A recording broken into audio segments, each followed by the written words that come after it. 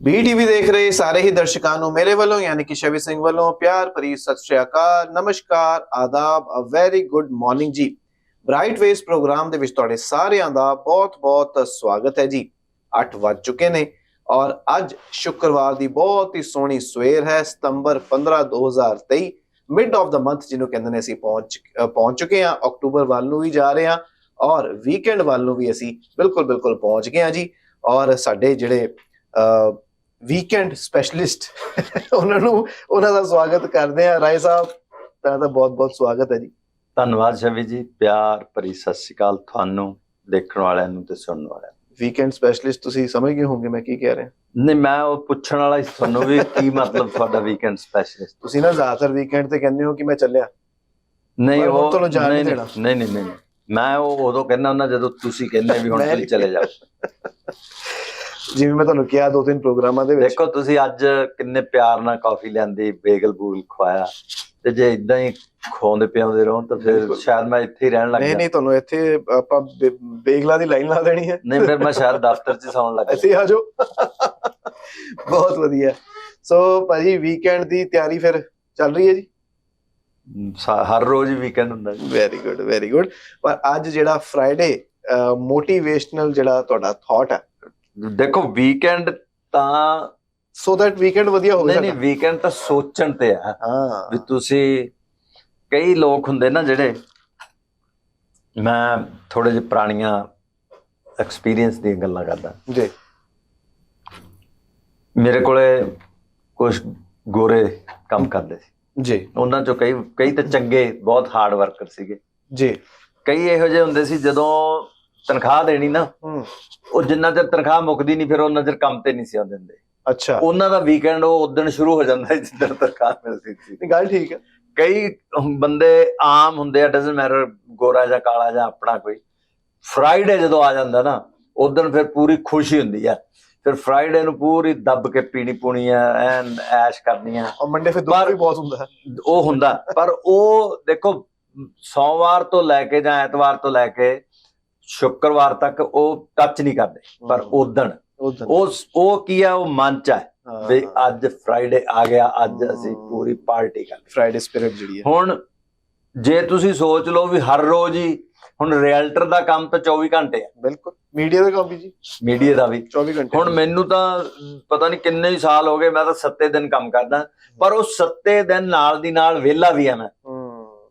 ਨਹੀਂ ਵਧੀਆ ਜੀ, ਬਹੁਤ ਵਧੀਆ। ਸੋ ਮੇਰਾ ਵੀਕਐਂਡ ਤਾਂ ਹਰ ਰੋਜ਼ ਹੀ ਹੁੰਦਾ ਤੇ ਹਰ ਰੋਜ਼ ਹੀ ਮੇਰਾ ਕੰਮ ਹੈ। ਬਹੁਤ ਵਧੀਆ। ਸੋ ਅੱਜ ਮੋਟੀਵੇਸ਼ਨ ਕੀ ਦੇ ਰਹੇ ਹੋ ਸਾਨੂੰ ਸਾਰਿਆਂ ਨੂੰ? ਮੋਟੀਵੇਸ਼ਨ ਅੱਜ ਫਰਾਈਡੇ ਨੂੰ ਵੀ ਜ਼ਰੂਰਤ ਹੈ। ਫਰਾਈਡੇ ਨੂੰ ਤਾਂ ਜ਼ਿਆਦਾ ਜ਼ਰੂਰਤ ਹੈ ਕਿਉਂਕਿ 3 ਦਿਨ ਨੇ ਭਾਜੀ, ਫਰਾਈਡੇ ਸੈਟਰਡੇ ਸੰਡੇ। ਪਹਿਲਾਂ ਤੁਹਾਡੇ ਤੋਂ ਅਸੀਂ ਮੋਟੀਵੇਸ਼ਨਲ ਥਾਟ ਲਵਾਂਗੇ, ਫਿਰ ਉਹਦੀ ਰੀਲ ਬਣਾ ਕੇ ਕੱਲ ਪਾਵਾਂਗੇ। ਚਲੋ ਦੇਖੋ, ਲਾਲ ਡਾਇਰੀ ਕਹਿੰਦੀ ਹੈ ਸ਼ਵੀ ਜੀ, ਮਨ ਵਿੱਚ ਮੈਲ ਰੱਖ ਕੇ ਬਾਹਰੋਂ ਚੰਗੇ ਹੋਣਾ, ਉੱਤੋਂ ਅੰਦਰੋਂ ਤੁਹਾਡੇ ਕੁਝ ਹੋਰ ਆ, ਪਰ ਬਾਹਰੋਂ ਤੁਸੀਂ ਕੋਈ ਦਿਖਾਵਾ ਹੋਰ ਕੁਝ ਕਰਦੇ ਆ। ਉਹ ਜਿਹੜਾ ਨਾ, ਉਹ ਸਭ ਤੋਂ ਮਾੜਾ ਇਨਸਾਨ ਹੈ। ਬਿਲਕੁਲ ਜੀ, ਬਿਲਕੁਲ। ਤੁਸੀਂ ਦੇਖੋ ਜੋ ਕੁਝ ਵੀ ਕਰਨਾ ਕਲੀਅਰ ਹੋਣਾ ਚਾਹੀਦਾ। ਬਿਲਕੁਲ। ਚਾਹੇ ਤੁਹਾਡਾ ਕੋਈ ਯਾਰ ਦੋਸਤ ਹੈ, ਚਾਹੇ ਤੁਹਾਡਾ ਕੋਈ ਕੰਮ ਕਰਨ ਵਾਲਾ, ਚਾਹੇ ਤੁਹਾਡਾ ਕੋਈ ਕੋਵਰਕਰ ਹੈ, ਚਾਹੇ ਟ੍ਰਾਂਸਪੇਰੈਂਸੀ ਜਿਹੜੀ ਹੈ, ਹਾਂ ਉਹ ਬਹੁਤ ਇੰਪੋਰਟੈਂਟ ਹੈ। ਪਰ ਕਈ ਵਾਰ ਬੈਕਫਾਇਰ ਕਰਦੀ ਹੈ ਜੀ ਟ੍ਰਾਂਸਪੇਰੈਂਸੀ। ਪਰ ਮੈਂ ਕਹਿੰਦਾ ਐਟ ਦੀ ਐਂਡ ਆਫ ਦਾ ਡੇ, ਚਾਹੇ ਮੇਰੇ ਵਰਗਾ ਮਜ਼ਦੂਰ ਹੈ ਤੇ ਤੁਹਾਡੇ ਵਰਗਾ ਮਾਲਕ ਹੈ ਕੋਈ। ਬਿਲਕੁਲ ਸਹੀ ਹੈ।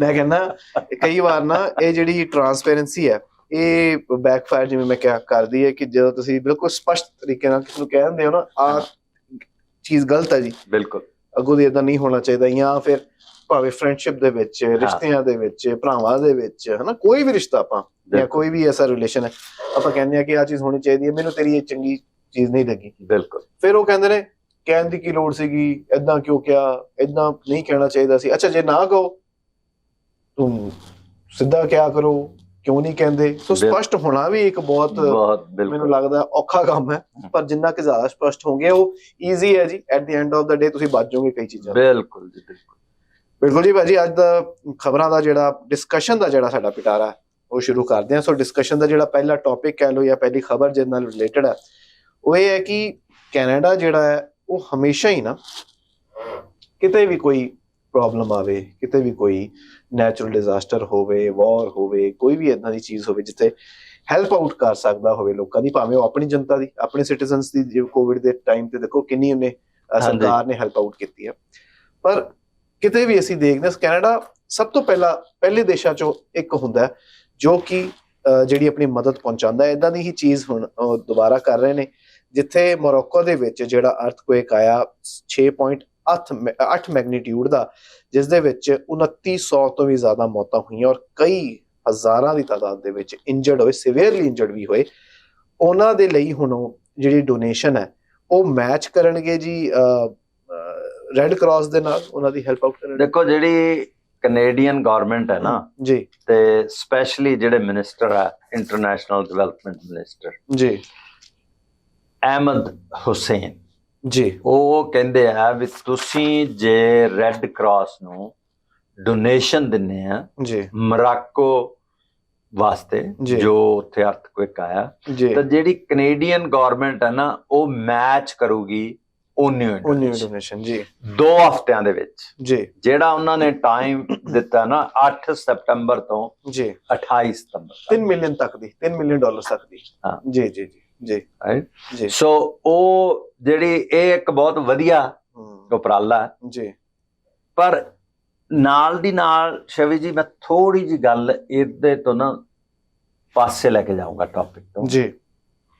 ਪਿਛਲੇ ਕੋਈ 5-6 ਮਹੀਨਿਆਂ ਤੋਂ ਨਾ ਹਾਂਜੀ ਜਿਹੜੀ ਲਿਬਰਲ ਗਵਰਨਮੈਂਟ ਹੈ ਸਪੈਸ਼ਲੀ ਜਾਂ ਟਰੂਡੋ ਸਰਕਾਰ ਹੈ ਹਾਂਜੀ, ਉਹਦਾ ਕ੍ਰਿਟਿਸਾਈਜ਼ ਬਹੁਤ ਹੋ ਰਿਹਾ ਹਾਂਜੀ। ਕ੍ਰਿਟਿਸਾਈਜ਼ ਕਰ ਰਹੀ ਹੈ ਜਿਹੜੀ ਆਪੋਜੀਸ਼ਨ ਕੰਪਨੀ ਵੀ ਹੈ, ਪਾਰਟੀ ਵੀ ਹੈ ਆਫ ਕੋਰਸ, ਤੇ ਲੋਕ ਵੀ ਥੋੜੇ ਕਰ ਰਹੇ ਆ। ਉਹ ਇਸ ਕਰਕੇ ਕਰ ਰਹੇ ਆ ਵੀ ਜਿਹੜੀ ਟਰੂਡੋ ਦੀ ਗਵਰਨਮੈਂਟ ਹੈ ਨਾ ਜੀ, ਉਹਨੇ ਜਿਹੜੇ ਕੈਨੇਡੀਅਨਸ ਹੈਗੇ ਆ ਉਹਨਾਂ ਨੂੰ ਬਹੁਤ ਗੁੰਮਰਾਹ ਕਰਿਆ ਤੇ ਗਲਤ ਡਿਸੀਜਨ ਲਿਆ। ਹੁਣ ਇੱਕ ਪਾਸੇ ਤਾਂ ਅਸੀਂ ਦੇਖੋ ਜਦੋਂ ਕੋਵਿਡ ਦੀ ਗੱਲ ਕਰਦੇ ਆ ਤੇ ਕੋਵਿਡ ਚ ਕਿੰਨੀ ਸਹਾਇਤਾ ਕਰੀ ਗਵਰਨਮੈਂਟ, ਬਿਲਕੁਲ। ਐਂਡ ਦੂਜੀ ਇੱਕ ਗੱਲ ਹੋਰ ਮੈਂ ਐਡ ਕਰਦਾ, ਆਪਾਂ ਕਰਾਂਗੇ ਉਹ ਵੀ ਅੱਜ ਗੱਲਬਾਤ। ਦੁਬਾਰਾ ਕੋਵਿਡ ਫੇਰ ਹੋ ਰਿਹਾ। ਆਪਾਂ ਵੈਸੇ ਆਪਾਂ ਨੂੰ ਨਾ 6 ਫੁੱਟ ਪਰੇ ਹੋ ਕੇ ਬਹਿਣਾ ਚਾਹੀਦਾ, ਬਿਲਕੁਲ। ਮਾਸਕ ਪਾ ਕੇ ਕਰ ਲਾਂਗੇ ਜੀ, ਹਾਂ ਮਾਸਕ ਵੀ ਪਾ ਕੇ ਰੱਖਣਾ ਚਾਹੀਦਾ ਠੀਕ ਹੈ ਰਾਈਟ। ਹੁਣ ਦੇਖੋ ਆ ਜਿਹੜਾ ਉਪਰਾਲਾ ਜਿਹੜਾ ਵੀ ਪਹਿਲਾ ਮੇਰਾ ਖਿਆਲ ਦੇਸ਼ ਹੈ ਜਿਹਨੇ ਇਹ ਗੱਲ ਕਹੀ ਹੈ ਦੁਨੀਆ ਭਰ ਚ ਜੀ, ਜੋ ਆਪਾਂ ਨੂੰ ਪਤਾ। ਜੇ ਸ਼ਾਇਦ ਕਿਸੇ ਨੇ ਹੋਰ ਕਿਹਾ ਹੋਵੇ ਤੇ ਮੈਚ ਕਰਨ ਦੀ ਕੋਈ ਗੱਲ ਨਹੀਂ ਜੀ, ਕਿਉਂਕਿ ਬਾਕੀ ਹੈਲਪ ਆਊਟ ਕਰਨ ਦੀ ਬਹੁਤ ਗੱਲਾਂ ਬਾਤਾਂ ਹੋਈਆਂ। ਤੇ ਜਿਹੜੀ ਇਹ ਮੈਚ ਹੈ ਨਾ, ਮੈਚ ਕਰਨਾ ਬਹੁਤ ਵੱਡੀ ਗੱਲ ਹੈ ਜੀ, ਬਹੁਤ ਵੱਡੀ ਗੱਲ ਆ। ਹੁਣ ਦੇਖੋ ਮੈਂ $100 ਡੋਨੇਟ ਕਰਦਾ ਤੇ ਕੈਨੇਡਾ ਗਵਰਨਮੈਂਟ ਆ ਜਿਹੜੀ ਉਹ 100 ਮੇਰੇ ਨਾਲ ਹੋਰ ਕਰਦੀ ਹੈ, 200 ਹੋ ਗਿਆ, ਡਬਲ ਹੋ ਗਿਆ। ਸੋ ਹਰੇਕ ਜਗ੍ਹਾ ਤੇ ਜਦੋਂ ਆਪਾਂ ਦੇਖਦੇ ਨਾ, ਹਰੇਕ ਟਾਈਮ ਟੂ ਟਾਈਮ ਜੀ, ਮੈਂ ਕੋਈ ਲਿਬਰਲ ਗਵਰਨਮੈਂਟ ਦੀ ਫੇਵਰ ਨਹੀਂ ਕਰਦਾਗਾ, ਜਾਂ ਨਾ ਹੀ ਮੈਂ ਲਿਬਰਲ ਗਵਰਨਮੈਂਟ ਦਾ ਸਪੋਰਟਰ ਹਾਂ, ਨਾ ਹੀ ਮੈਂ ਕਿਸੇ ਪਾਰਟੀ ਦਾ ਇਸ ਵੇਲੇ ਮੈਂਬਰ ਹਾਂ, ਨਾ ਮੈਂ ਪੀਸੀ ਪਾਰਟੀ ਦਾ, ਕੰਜ਼ਰਵੇਟਿਵ ਪਾਰਟੀ ਦਾ ਜਾਂ ਲਿਬਰਲ ਦਾ ਮੈਂਬਰ ਹਾਂ, ਜਾਂ ਨਾ ਐਨਡੀਪੀ। ਪਰ ਲੱਗਦਾ ਇਲੈਕਸ਼ਨ ਚ ਖੜ ਜਾਣਾ ਤੁਸੀਂ? ਨਹੀਂ, ਮੇਰਾ ਟਾਈਮ ਜਿਵੇਂ ਕਹਿੰਦੇ ਨਾ ਲੰਘ ਚੁੱਕਿਆ। ਉਹ ਏਦਾਂ ਨਹੀਂ ਕਹੀਦਾ ਹੁੰਦਾ, ਉਹ 29 ਸਾਲ ਦਾ ਤਾਂ ਹੋਏ। ਉਹ ਪੰਜਾਬੀ ਚ ਕਹਿੰਦੇ ਹੁੰਦੇ ਨਾ ਕਾਰਤੂਸ ਚ। ਨਹੀਂ ਚਲੋ, ਕਹਿੰਦੇ ਨਾ ਸਾਡੀ ਕਮਿਊਨਿਟੀ ਚ ਕਈ ਵਾਰ ਨਾ ਲੋਕੀ ਪੰਪ ਦੇ ਕੇ ਖੜਾ ਦਿੰਦੇ ਨੇ ਲੋਕਾਂ ਨੂੰ। ਨਹੀਂ, ਉਹ ਤਾਂ ਫਿਰ ਜੇ ਪੰਪ ਹੀ ਜ਼ਿਆਦਾ ਇੰਨਾ ਦਿੱਤਾ ਜਾਊਗਾ ਤਾਂ ਫਿਰ ਸ਼ਾਇਦ ਪੰਪ ਦਵਾ ਦਾਂਗੇ ਜੀ ਜੀ ਜੀ। ਸੋ ਉਹ ਜਦੋਂ ਆਪਾਂ ਗੱਲਾਂ ਦੇਖਦੇ ਆ ਨਾ ਜੀ, ਜਿਹੜੀ ਸਾਡੀ ਸਰਕਾਰ ਹੈ, ਤੇ ਮੈਂ ਇਹ ਨਹੀਂ ਕਹਿੰਦਾ ਵੀ ਜੇ ਇੱਥੇ ਕੰਜ਼ਰਵੇਟਿਵ ਗਵਰਨਮੈਂਟ ਹੁੰਦੀ ਵੀ ਉਦੋਂ ਉਹਨਾਂ ਨੇ ਨਹੀਂ ਸੀ ਕਰਨਾ, ਸ਼ਾਇਦ ਉਹ ਇਦੋਂ ਵੀ ਜ਼ਿਆਦਾ ਕਰ ਦਿੰਦੇ ਜੀ। ਪਰ ਜਦੋਂ ਅਸੀਂ ਕ੍ਰਿਟਿਸਾਈਜ਼ ਕਰਨ ਲੱਗਦੇ ਨਾ, ਉਦੋਂ ਅਸੀਂ ਦੇਖਦੇ ਨਹੀਂਗੇ ਵੀ ਕੀ ਕੁਛ ਕਰਿਆ। ਕ੍ਰਿਟਿਸਾਈਜ਼ ਕਰੋ, ਇਹ ਨਾ ਕਹੋ, ਪਰ ਟੋਟਲੀ ਇਹ ਨਾ ਕਹੋ ਵੀ ਕਈ ਵਾਰੀ ਮੈਂ ਵੱਖਰੇ ਹੋਰ ਕਿਤੇ ਚੈਨਲਾਂ ਤੇ ਖਬਰਾਂ ਸੁਣਦੇ ਹੁੰਦੇ ਆ, ਜਾਂ ਸਰੀ ਵੈਨਕੂਵਰ ਦੇ ਰੇਡੀਓ ਸੁਣਦਾ ਹੁੰਦਾ ਮੈਂ ਜੀ। ਉੱਥੇ ਲੋਕ ਜਦੋਂ ਇੱਕ ਵਾਰੀ ਕਿਸੇ ਚੀਜ਼ ਦੇ ਪਿੱਛੇ ਪੈ ਜਾਂਦੇ ਨਾ, ਉਹ ਫਿਰ ਉਹਦੀ ਬੱਸ ਕਰਾ ਦਿੰਦੇ, ਉਹ ਆਪਣੀ ਕਮਿਊਨਿਟੀ ਦੀ ਆਦਤ ਹੈ ਜੀ। ਹਾਂਜੀ ਹਾਂਜੀ। ਤੇ ਜਦੋਂ ਦੇਖੋ, ਜਦੋਂ ਲਿਬਰਲ ਗਵਰਨਮੈਂਟ ਬਣੀ ਆ ਉਦੋਂ ਸਾਰੇ ਸੀਗੇ ਵੀ ਹਾਂ ਵੀ ਬਣਾਓ ਬਣਾਓ ਬਣਾਓ ਬਣਾਓ ਬਣਾਓ ਜੀ। ਜਦੋਂ ਹੁਣ ਨਵਾਂ ਲੀਡਰ ਉਧਰ ਕੰਜ਼ਰਵੇਟਿਵ ਦਾ ਆ ਗਿਆ, ਹੁਣ ਆ ਗਿਆ ਵੀ ਢਾਓ ਢਾਓ ਢਾਓ ਢਾਓ, ਨਵਾਂ ਬਣਾਓ ਬਣਾਓ ਬਣਾਓ ਬਣਾਓ ਜੀ ਜੀ ਜੀ। ਸੋ ਆਪਾਂ ਕੱਲ ਦੇ ਪ੍ਰੋਗਰਾਮ 'ਚ ਵੀ ਗੱਲ ਕਰੀ ਸੀ ਕਿ ਵੀ ਜਿਹੜੀ ਹਰੇਕ ਟਰਮ ਹੈ ਨਾ 5 ਸਾਲਾਂ ਬਾਅਦ ਗਵਰਨਮੈਂਟ ਬਦਲਣੀ ਚਾਹੀਦੀ ਹੈ। ਜਦੋਂ ਲਿਬਰਲ ਦੀ ਜਿਹੜੀ ਪਿਛਲੀ ਇਲੈਕਸ਼ਨ ਹੋਈ ਆ ਉਹ ਇਹਨਾਂ ਦੀ ਮਿਨੋਰਟੀ ਗਵਰਨਮੈਂਟ ਸੀਗੀ ਐਨਡੀਪੀ ਦੇ ਸਹਿਯੋਗ ਨਾਲ। ਉਦੋਂ ਨੰਬਰ ਥੋੜੇ ਜਿਹੇ ਵਧੇ ਤੇ ਟਰੂਡੋ ਸਾਹਿਬ ਨੂੰ ਲੱਗਿਆ ਵੀ ਅਸੀਂ ਫਟਾਫਟ ਇਲੈਕਸ਼ਨ ਕਰਾ ਲਈਏ ਤੇ ਅਸੀਂ ਜਿੱਤ ਜਾਾਂਗੇ। ਮੈਜੋਰਟੀ ਐਕਚੁਅਲੀ ਕੀ ਹੈ ਕਿ ਉਹ ਕਰਾ ਕੇ ਇਹਨਾਂ ਨੇ ਜੇ ਥੋੜਾ ਬਹੁਤ ਜਿਹੜਾ ਵਿਸ਼ਵਾਸ ਜਿੱਤਿਆ ਐਗਜ਼ੈਕਟਲੀ ਉਹ ਵੀ ਆਪਣਾ ਕਹਿੰਦੇ ਨਾ ਕੁਐਸਚਨ ਮਾਰਕ ਪਾ ਲਿਆ ਉਹਨਾਂ ਨੇ ਕਿ ਕੀ ਲੋੜ ਸੀਗੀ ਜੀ ਕੋਵਿਡ ਦੇ ਵਿੱਚ ਇਲੈਕਸ਼ਨ ਕਰਵਾਉਣ ਦੀ। ਤੇ ਪਰ ਚਲੋ ਹੁਣ ਇਹ ਕਈ ਚੀਜ਼ਾਂ ਬਹੁਤ ਚੰਗੀਆਂ ਹੋ ਰਹੀਆਂ ਨੇ ਜਿੱਥੇ ਹੁਣ ਇਦਾਂ ਦੀ ਜਿਹੜੀ ਮਦਦ ਹੈ ਉਹ ਭੇਜੀ ਜਾ ਰਹੀ ਹੈ ਭਾਜੀ। ਔਰ ਜਿਵੇਂ ਅਸੀਂ ਜਾਣਦੇ ਹਾਂ ਕਿ ਇਹ ਜਿਹੜੀ ਮਦਦ ਹੈ ਇਸ ਦੇ ਵਿੱਚ ਰੈੱਡ ਕਰਾਸ ਨਾਲ ਮਿਲ ਕੇ ਉਹ emergency food, life saving services, ਪਾਣੀ, ਐਮਰਜੈਂਸੀ ਕੈਸ਼ ਐਂਡ ਵਾਊਚਰਸ, ਨਾਲ ਹੀ ਸੈਨੀਟੇਸ਼ਨ ਔਰ ਹੈਲਥ ਸਰਵਿਸਿਜ਼ ਦੇ ਉੱਪਰ ਇਹ ਖਰਚਾ ਜਾਵੇਗਾ ਔਰ ਮੈਚ ਕਰਕੇ ਜਿਹੜੀ ਅਮਾਊਂਟ ਹੈ ਬਹੁਤ ਵੱਡੀ ਵੀ ਬਣ ਜਾਣੀ ਹੈ। ਜਿਵੇਂ ਰਾਏ ਸਾਹਿਬ ਨੇ ਕਿਹਾ ਕਿ ਜੇ $100 ਹੈ ਤਾਂ $200 ਹੋ ਜਾਊਗਾ, ਜੇ 3 ਮਿਲੀਅਨ ਹੈ ਤਾਂ 6 ਮਿਲੀਅਨ ਹੋ ਜਾਊਗਾ ਇਕੱਠਾ ਜੀ। ਸੋ ਨਾਲ ਹੀ ਭਾਜੀ $2 ਮਿਲੀਅਨ ਹੋਰ ਜਿਹੜੇ ਨੇ ਫੈਡਰਲ ਅਸਿਸਟੈਂਸ ਲਈ ਭੇਜੇ ਜਾਣਗੇ ਜੋ ਇਮੀਡੀਏਟ ਨੀਡਸ ਜਿਹੜੇ ਕਿ ਬਿਲਕੁਲ ਹੁਣੇ ਚਾਹੀਦੇ ਨੇ। ਮੈਨੂੰ ਲੱਗਦਾ ਕਿ ਭਾਜੀ ਇਹ ਬਹੁਤ ਇੱਕ ਵਧੀਆ ਗੱਲ ਹੈ ਜਿੱਥੇ ਗਲੋਬਲ ਅਫੇਅਰਸ ਕੈਨੇਡਾ ਨੇ ਕਿਹਾ ਕਿ ਇਹ ਮੋਰੋਕਨ ਅਥਾਰਟੀਜ਼ ਔਰ ਹਿਊਮਨਿਟੇਰੀਅਨ ਪਾਰਟਨਰਸ ਦੇ ਨਾਲ ਮਿਲ ਕੇ ਜਿਹੜੀਆਂ ਨੀਡਸ ਨੂੰ ਪੂਰਾ ਕੀਤਾ ਜਾ ਰਿਹਾ ਔਰ ਕੈਨੇਡਾ ਦਾ ਬਹੁਤ ਵੱਡਾ ਹੱਥ ਹੈ ਜੀ ਇਹਦੇ ਵਿੱਚ ਕਰਨ ਦਾ। ਬਹੁਤ ਲੋਕੀ ਬਿਲਕੁਲ ਸ਼ਵੀ ਜੀ ਇਹ ਦੇਖੋ ਜਿਹੜੇ 2 ਮਿਲੀਅਨ ਹੈ ਨਾ ਉਹ ਸੈਪਰੇਟ ਹੈ, ਜਿਹੜੀ ਮੈਚ ਕਰਨੀ ਆ ਉਹ ਸੈਪਰੇਟ ਹੈ ਰਾਈਟ। ਹੁਣ ਜੇ ਆਪਾਂ 2 ਤੇ 3 5 ਮਿਲੀਅਨ ਹੋ ਗਿਆ ਬਿਲਕੁਲ ਬਹੁਤ ਪੈਸੇ ਆ। ਤੁਸੀਂ ਦੇਖੋ ਜਿਨ੍ਹਾਂ ਕੋਲ ਪਾਣੀ ਨਹੀਂ ਹੈ ਪੀਣ ਨੂੰ, ਐਗਜ਼ੈਕਟ ਜਿਨ੍ਹਾਂ ਦੇ ਲੋਕ ਵਿਚਾਰੇ ਚਲੇ ਗਏ ਉਹਨਾਂ ਲਈ ਤਾਂ ਇੱਕ ਫੂਡ ਪੈਕ ਵੀ ਭਾਵੇਂ ਦਿਨ 'ਚ ਇੱਕ ਮਿਲ ਜਾਵੇ ਫॉर ਸਰਵਾਈਵਲ ਉਹ ਵੀ ਬਹੁਤ ਵੱਡੀ ਗੱਲ ਹੈ। ਸੋ ਮੈਨੂੰ ਲੱਗਦਾ ਏਦਾਂ ਦੀ ਜਦੋਂ ਇੱਕ ਡਿਜ਼ਾਸਟਰ ਹੁੰਦਾ ਹੈ ਕਿਸੇ ਵੀ ਕੰਟਰੀ ਦੇ ਵਿੱਚ ਸਾਰੀ ਚੀਜ਼ਾਂ ਤੁਸੀਂ ਸਾਈਡ ਤੇ ਰੱਖ ਕੇ ਜਦੋਂ ਹੈਲਪ ਆਊਟ ਕਰਦੇ ਹੋ ਤੇ ਮੈਨੂੰ ਲੱਗਦਾ ਬਹੁਤ ਚੰਗੀ ਇੱਕ ਗੱਲ ਹੁੰਦੀ ਹੈ ਜੀ ਭਾਜੀ। ਬਿਲਕੁਲ ਜੀ ਬਿਲਕੁਲ। ਹੁਣ ਆਪਾਂ ਗੱਲ ਕਰੀ ਸੀਗੀ ਥੋੜੀ ਜਿਹੀ ਵਿੱਚ ਜੀ ਤੁਹਾਡੇ ਇਲੈਕਸ਼ਨ ਖੜਨ ਦੀ ਨਹੀਂ, ਇਲੈਕਸ਼ਨ ਖੜਨ ਦੀ ਨਹੀਂ, ਕੋਵਿਡ ਦੀ। ਹਾਂਜੀ ਹਾਂਜੀ ਸੌਰੀ ਲੱਗ ਇਹ ਰਿਹਾ ਜੀ, ਮੈਂ ਬੜਾ ਟਾਈਮ ਨਹੀਂ ਲੈਂਦਾ, ਲੱਗ ਇਹ ਰਿਹਾ ਵੀ ਸ਼ਾਇਦ ਦੁਬਾਰਾ ਜਿਹੜੀ ਮਾਸਕ ਤੇ 6 ਮੀਟਰ ਵਾਲਾ ਦੌਰ ਸ਼ਾਇਦ ਦੁਬਾਰਾ ਮੈਂ ਕਰ ਦਵਾਂ ਸ਼ੀਸ਼ਾ ਆਰਡਰ ਫਿਰ ਵਿੱਚ ਲਾ ਦਾਂਗੇ। ਹਾਂ ਉਹ ਇੱਕ ਇੱਥੇ ਕਰਨਾ ਪੈਣਾ, ਇੱਕ ਮੂਹਰੇ ਵੀ ਕਰਨਾ ਪੈਣਾ। ਵੀ ਕਰ ਨਹੀਂ, ਸਾਹਮਣੇ ਤਾਂ ਕੋਈ ਹੈ ਨਹੀਂ, ਉਹ ਕੈਮਰਾਮੈਨ ਪਿੱਛੇ ਹੈ ਜੀ। ਕੈਮਰੇ ਦੇ ਵਿੱਚ ਵੀ ਚਲੇ ਜਾ ਸਕਦਾ। ਅੱਛਾ ਠੀਕ ਹੈ ਜੀ। ਉਹ ਵਾਇਰਸ ਇੰਟਰਨੈਟ ਦੇ ਥਰੂ ਵੀ ਜਾ ਸਕਦਾ ਜੀ, ਅੱਜ ਕੱਲ ਕੁਝ ਵੀ ਹੋ ਸਕਦਾ। ਸੋ ਦੇਖਦੇ ਆ ਜੀ, ਅਸੀਂ ਉਮੀਦ ਕਰਦੇ ਹਾਂ ਕਿ ਇਦਾਂ ਦਾ ਕੁਝ ਨਾ ਹੋਵੇ, ਪਰ ਜੇ ਕੁਝ ਹੁੰਦਾ ਤਾਂ ਫਿਰ ਆਫ ਕੋਰਸ ਜਦੋਂ ਇਦਾਂ ਦਾ ਰੈਸਟ੍ਰਿਕਸ਼ਨ ਲੱਗਣਗੀਆਂ ਤਾਂ ਸਾਨੂੰ ਕਰਨਾ ਹੀ ਪੈਣਾ ਜੀ। ਭਾਜੀ ਰੈਸਟ੍ਰਿਕਸ਼ਨਸ ਔਰ ਵਾਇਰਸਸ ਦੀ ਜਦੋਂ ਗੱਲ ਹੋ ਰਹੀ ਹੈ ਤੇ ਜਿਹੜੀ ਅਗਲੀ ਖਬਰ ਆ ਉਹ ਬਹੁਤ ਇੱਕ ਹੈਰਾਨ ਕਰਨ ਵਾਲੀ ਐਕਚੁਅਲੀ, ਕਿਉਂਕਿ ਅਸੀਂ ਲਗਾਤਾਰ ਰੋਜ਼ ਹੀ ਇਹ ਖਬਰ ਸਾਂਝੀ ਕਰ ਰਹੇ ਜਿਹਦੇ ਵਿੱਚ ਈ ਕੋਲੀ ਦੀ ਆਪਾਂ ਗੱਲ ਕਰਦੇ ਹਾਂ, ਜਿਹੜਾ ਆਊਟਬ੍ਰੇਕ ਹੋਇਆ ਡੇ ਕੇਅਰਸ ਦੇ ਵਿੱਚ। ਔਰ ਇਹ ਸਾਰਾ ਕੁਝ ਹੋਇਆ ਜੀ ਫੂਡ ਜਾਂ ਉਹਦੀ ਜਿਹੜੀ ਇਨਸਪੈਕਸ਼ਨ ਸਹੀ ਤਰ੍ਹਾਂ ਨਹੀਂ ਹੋਈ ਜਾਂ ਸਹੀ ਤਰ੍ਹਾਂ ਹੋ ਗਈ ਹੈ, ਉਹਦੇ ਪਰ ਬਹੁਤ ਸਵਾਲ ਹੋ ਰਹੇ ਨੇ। ਔਰ ਜੇ ਇਨਸਪੈਕਸ਼ਨ ਸਹੀ ਹੋਈ ਸੀ ਫਿਰ ਉਹਨੂੰ ਬੰਦ ਕਿਉਂ ਨਹੀਂ ਕੀਤਾ ਗਿਆ, ਔਰ ਜੇ ਨਹੀਂ ਹੋਈ ਸੀ ਤੇ ਫਿਰ ਉਹਨੂੰ ਕਿਉਂ ਚੱਲਦੇ ਰਹਿਣ ਦਿੱਤਾ ਗਿਆ ਜਾਂ ਉਹਨੂੰ ਠੀਕ ਕਿਉਂ ਨਹੀਂ ਕੀਤਾ ਗਿਆ।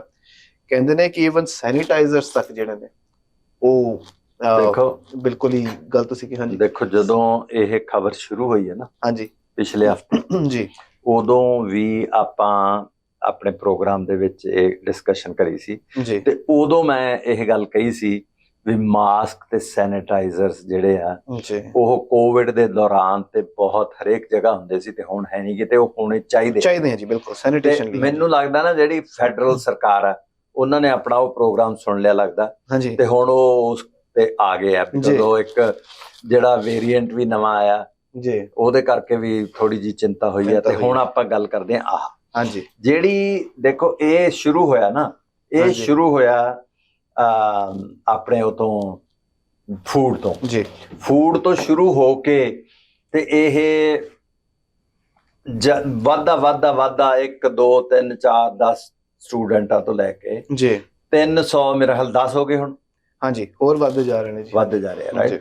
ਨੰਬਰ 2 ਜਿਹੜਾ 310 ਆ ਉਹਨਾਂ ਚੋਂ 21 ਹਲੇ ਵੀ ਮੇਰਾ ਖਿਆਲ ਜਾਂ 22 ਸੀਰੀਅਸ ਹੈਗੇ ਆ ਬੱਚੇ ਜੀ, ਤੇ ਉਹ ਬੱਚਿਆਂ ਤੋਂ ਗਾਂ ਮਾਂ ਪਿਓ ਨੂੰ ਵੀ ਹੋ ਗਿਆ। 14 ਬੰਦੇ ਨੂੰ ਹਾਂਜੀ ਡਿਸਚਾਰਜ ਵੀ ਕਰ ਦਿੱਤਾ ਗਿਆ ਜੀ। ਹਾਂਜੀ 14 ਨੂੰ ਡਿਸਚਾਰਜ ਕਰਤਾ, ਪਰ ਉਹਦੇ ਨਾਲ ਬੱਚਿਆਂ ਦੇ ਨਾਲ ਮਾਂ ਪਿਓ ਨੂੰ ਵੀ ਹੋ ਗਿਆ। ਹੁਣ ਮਾਂ ਪਿਓ ਨੂੰ ਹੋਣ ਨਾਲ ਜਿਹੜੇ ਮਾਂ ਪਿਓ ਆ ਜਿਨ੍ਹਾਂ ਦੇ ਬੱਚੇ ਆ ਜਿਹੜੇ ਉਹ ਡੇ ਕੇਅਰ ਜਾਂਦੇ ਸੀ ਜੀ, ਇਹਦੇ ਨਾ 2-3 ਚੀਜ਼ਾਂ ਜਿਹੜੀਆਂ ਮੈਂ ਸ਼ਾਇਦ ਤੁਹਾਡੀ ਨਿਊਜ਼ 'ਚ ਨਹੀਂ ਹੋਣੀਆਂ ਉਹ, ਪਰ ਮੈਂ ਸ਼ੇਅਰ ਕਰੂੰਗਾ ਜੀ। ਉਹ ਜਿਹੜੇ ਬੱਚੇ ਆ ਬਿਮਾਰ ਹੋ ਗਏ, ਉਹ ਮਾਂ ਪਿਓ ਆ ਜਿਹੜੇ ਉਹ ਡੇ ਕੇਅਰ ਦੇ ਬੱਚਿਆਂ ਨੂੰ ਛੱਡਦੇ ਆ, ਉਹ ਕੰਮ ਤੇ ਜਾਂਦੇ ਆ ਜੀ।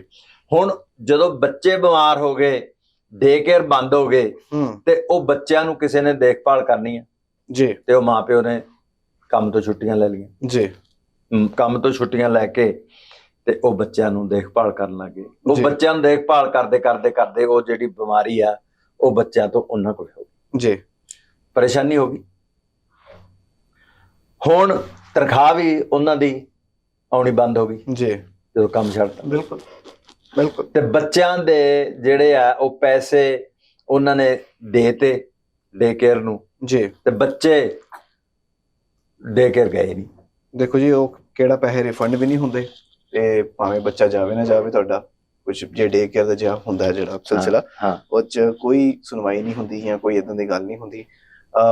ਫੂਡ ਜਿਹੜਾ ਹੈ ਉਹਦੇ ਕਰਕੇ ਜਿਹੜੇ ਤੁਸੀਂ ਕਹਿ ਲਓ ਜਿਹੜਾ ਕੋਲੀ ਆ, ਇਹ ਜਿਹੜਾ ਵਾਇਰਸ ਹੈ ਉਹ ਤੁਹਾਡੀ ਕਿਡਨੀ ਤੇ, ਹੁਣ ਕਿੰਨੇ ਹੀ ਬੱਚੇ ਜਿਹੜੇ ਨੇ, ਕਿੰਨੇ ਹੀ ਪੇਸ਼ੈਂਟਸ ਜਿਹੜੇ ਨੇ ਉਹ ਡਾਇਲਿਸਿਸ ਤੇ ਨੇ, ਬਿਲਕੁਲ ਜਸਟ ਬਿਕਾਜ਼ ਆਫ ਦਿਸ। ਔਰ ਇਹ ਬਹੁਤ ਇੱਕ ਹੈਰਾਨੀਜਨਕ ਗੱਲ ਹੈ ਜੀ ਕਿ ਇੰਨੀ ਬੁਰੀ ਤਰੀਕੇ ਨਾਲ ਇਫੈਕਟ ਕੀਤਾ ਜੀ, ਔਰ ਸੀਰੀਅਸ ਨੇ ਕਈ ਬੱਚੇ ਵੀ ਔਰ ਕਈ ਜਿਹੜੇ ਉਹਨਾਂ ਦੇ ਘਰ ਦੇ ਵੀ।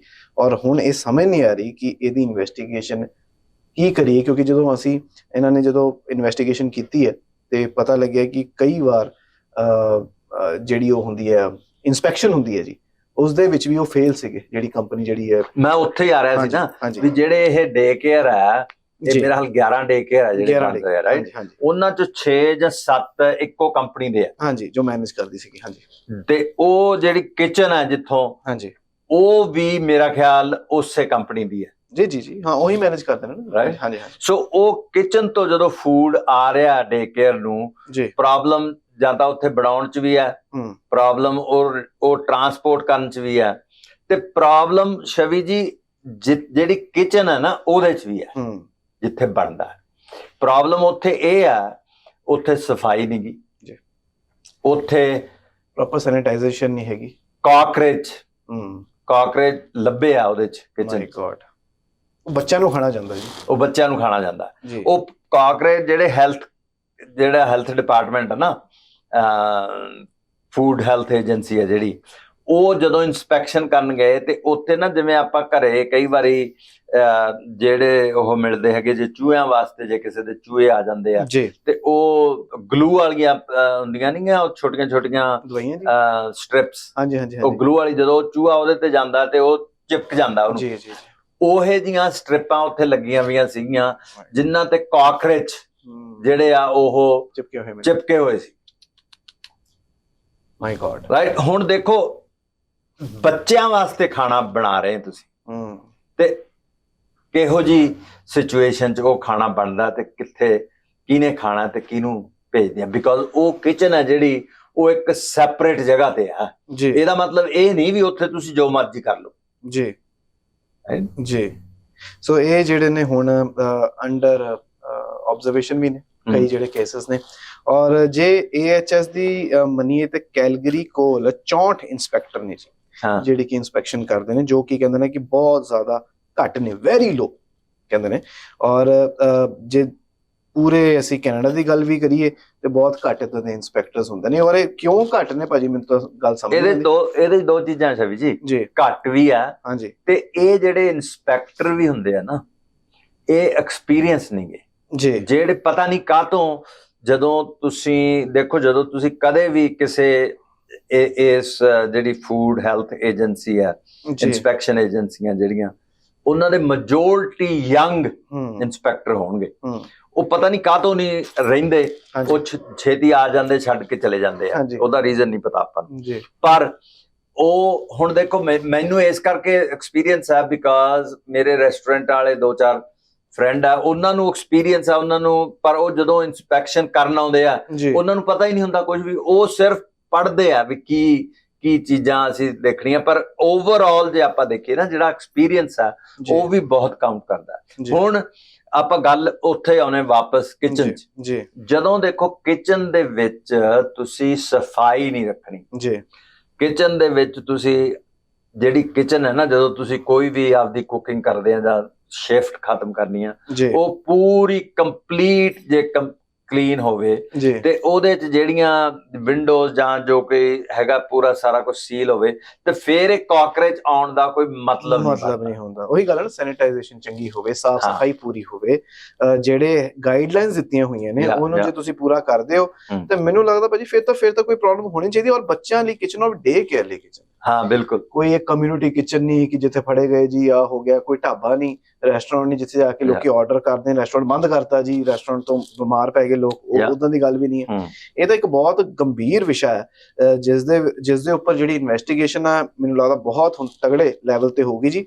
ਤੁਸੀਂ ਦੱਸ ਰਹੇ ਸੀਗੇ ਕਿ ਕੇਸਸ ਵਗੈਰਾ ਵੀ ਹੁਣ ਸ਼ਾਇਦ ਹੋ ਸਕਦਾ ਹੈ, ਕੇਸ ਵਗੈਰਾ। ਹਾਂ, ਸੋਚ ਇਹ ਹੈ, ਗੱਲਬਾਤ ਚੱਲ ਰਹੀ ਹੈ, ਹਲੇ ਮੈਨੂੰ ਪਤਾ ਨਹੀਂ ਵੀ ਕਰ ਰਿਹਾ ਕਿ ਨਹੀਂ ਕਰਿਆ। ਹਾਂਜੀ, ਕਲਾਸ ਐਕਸ਼ਨ ਸੂਟ ਹੈ ਜਿਹੜਾ ਸਾਰਿਆਂ ਨੇ ਰਲ ਕੇ, ਹਾਂਜੀ, ਜਿਹੜੇ ਬੱਚੇ ਇਨਵੋਲਵ ਹੈ ਨਾ, ਹਾਂਜੀ ਹਾਂਜੀ, ਜਿਹੜੇ ਬੱਚੇ ਇਨਵੋਲਵ ਵੀ ਹੈ ਤੇ ਜਿਹੜੇ ਨਹੀਂ ਵੀ ਇਨਵੋਲਵ। ਹੁਣ ਜਿਹੜੇ ਬੱਚੇ ਨਹੀਂ ਇਨਵੋਲਵ, ਉਹ ਡੇ ਕੇਅਰ ਤਾਂ ਗਵਰਨਮੈਂਟ ਨੇ ਬੰਦ ਕਰਤੇ ਜੀ, ਵੈਸੇ ਉਹਨਾਂ ਨੂੰ ਪਰਮਿਸ਼ਨ ਦੇਤੀ ਹੈ ਖੋਲਣ ਨੂੰ ਜੀ, ਪਰ ਪੇਰੈਂਟਸ ਨੇ ਕਿਹਾ ਕਿ ਪਰ ਕਿਸੇ ਨੇ ਨਹੀਂ ਭੇਜਣਾ ਹੁਣ। ਹਾਂ, ਹੁਣ ਜਿਹੜਾ ਜੋ ਦੇਖੋ ਐਕਸਪੀਰੀਅੰਸ ਹੋਇਆ, ਉਹ ਕਿਵੇਂ ਭੇਜਣਗੇ? ਅੱਛਾ, ਰਿਫੰਡ ਵੀ ਨਹੀਂ ਕਰ ਰਹੇ ਤੇ ਉਹਨਾਂ ਦਾ ਕਹਿਣਾ ਹੈ ਕਿ ਤੁਸੀਂ ਕ੍ਰੈਡਿਟ ਲੈ ਲਓ। ਹਾਂ, ਇਦਾਂ ਦੀ ਕੋਈ ਗੱਲਬਾਤ ਵੀ ਚੱਲ ਰਹੀ ਹੈ। ਸੋ ਇਹ ਹਾਂਜੀ, ਇਹ ਜਿਹੜੀਆਂ ਕ੍ਰੈਡਿਟ ਵਾਲੀ ਹੈ ਨਾ, ਇਹ ਤਾਂ ਜਿਹੜੀਆਂ ਨਾਰਮਲ ਰੂਟੀਨ, ਇਹ ਕਿਹੜਾ ਸਟੋਰ ਕ੍ਰੈਡਿਟ ਹੈ ਭਾਜੀ, ਉਹੀ ਭੇਜਣਾ ਉੱਥੇ ਹੀ ਮੈਂ ਆ ਰਿਹਾ ਨਾ ਵੀ ਇਹ ਤਾਂ ਨਾਰਮਲ ਰੂਟੀਨ ਜਿਹੜੀਆਂ ਆਰਡੀਨਰੀ, ਜਦੋਂ ਆਪਾਂ ਕੋਈ ਚੀਜ਼ ਲੈਨੇ ਆ, ਬਾਏ ਕਰਦੇ ਆ, ਉਹਨੂੰ ਵਾਪਸ ਕਰ ਦਿੰਦੇ ਆ, ਕ੍ਰੈਡਿਟ ਲੈ ਲਓ, ਜਾਂ ਇਹ ਬੱਚਿਆਂ ਦਾ ਮਸਲਾ ਹੈ। ਕੋਈ ਤਾਂ ਉਹ ਗੱਲ ਹੋ ਗਈ ਜੇ ਕੋਟ ਲੈਣ ਗਏ ਆਪਾਂ, ਜਾਂ ਚਲੇ ਗਏ, ਉਹ ਸਾਈਜ਼ ਹੈ ਨਹੀਂ ਉਹਨਾਂ ਕੋਲ, ਤੇ ਕਹਿੰਦੇ ਚਲ ਸਟੋਰ ਮੇਰਾ ਵਧੀਆ ਬ੍ਰਾਂਡ ਆ, ਚਲ ਅਗਲੀ ਵਾਰ ਫੇਰ ਲੈ ਲਾਂਗੇ। ਪਰ ਜੇ ਭੇਜਣਾ ਹੀ ਨਹੀਂ ਅਸੀਂ ਉੱਥੇ, ਕਦੇ ਜਾਣਾ ਹੀ ਨਹੀਂ ਉੱਥੇ, ਕ੍ਰੈਡਿਟ ਦਾ ਕੀ ਕਰਨਗੇ ਕ੍ਰੈਡਿਟ ਦਾ। ਸੋ ਇਹ ਮੈਨੂੰ ਲੱਗਦਾ ਹੈ ਕਿ ਜਿਹੜਾ ਮਾਮਲਾ ਹੁਣ ਵੱਡੇ ਲੈਵਲ ਤੇ ਜਾਏ, ਉਹ ਜਾਣਾ ਵੀ ਚਾਹੀਦਾ। ਇਹਦੀ ਇਨਵੈਸਟੀਗੇਸ਼ਨ ਥੋਰੋ ਹੋਣੀ ਚਾਹੀਦੀ ਹੈ। ਔਰ ਹੈਲਥ ਕੈਨੇਡਾ ਜਿਹੜੀ ਹੈ ਬਹੁਤ ਜ਼ਿਆਦਾ ਕਹਿ ਲਓ ਇੱਕ ਵਧੀਆ ਸੰਸਥਾ ਹੈ, ਜਿਹਦੇ ਵਿੱਚ ਇਹ ਕਿਸੇ ਨੂੰ ਨਹੀਂ ਛੱਡਦੇ ਜੀ।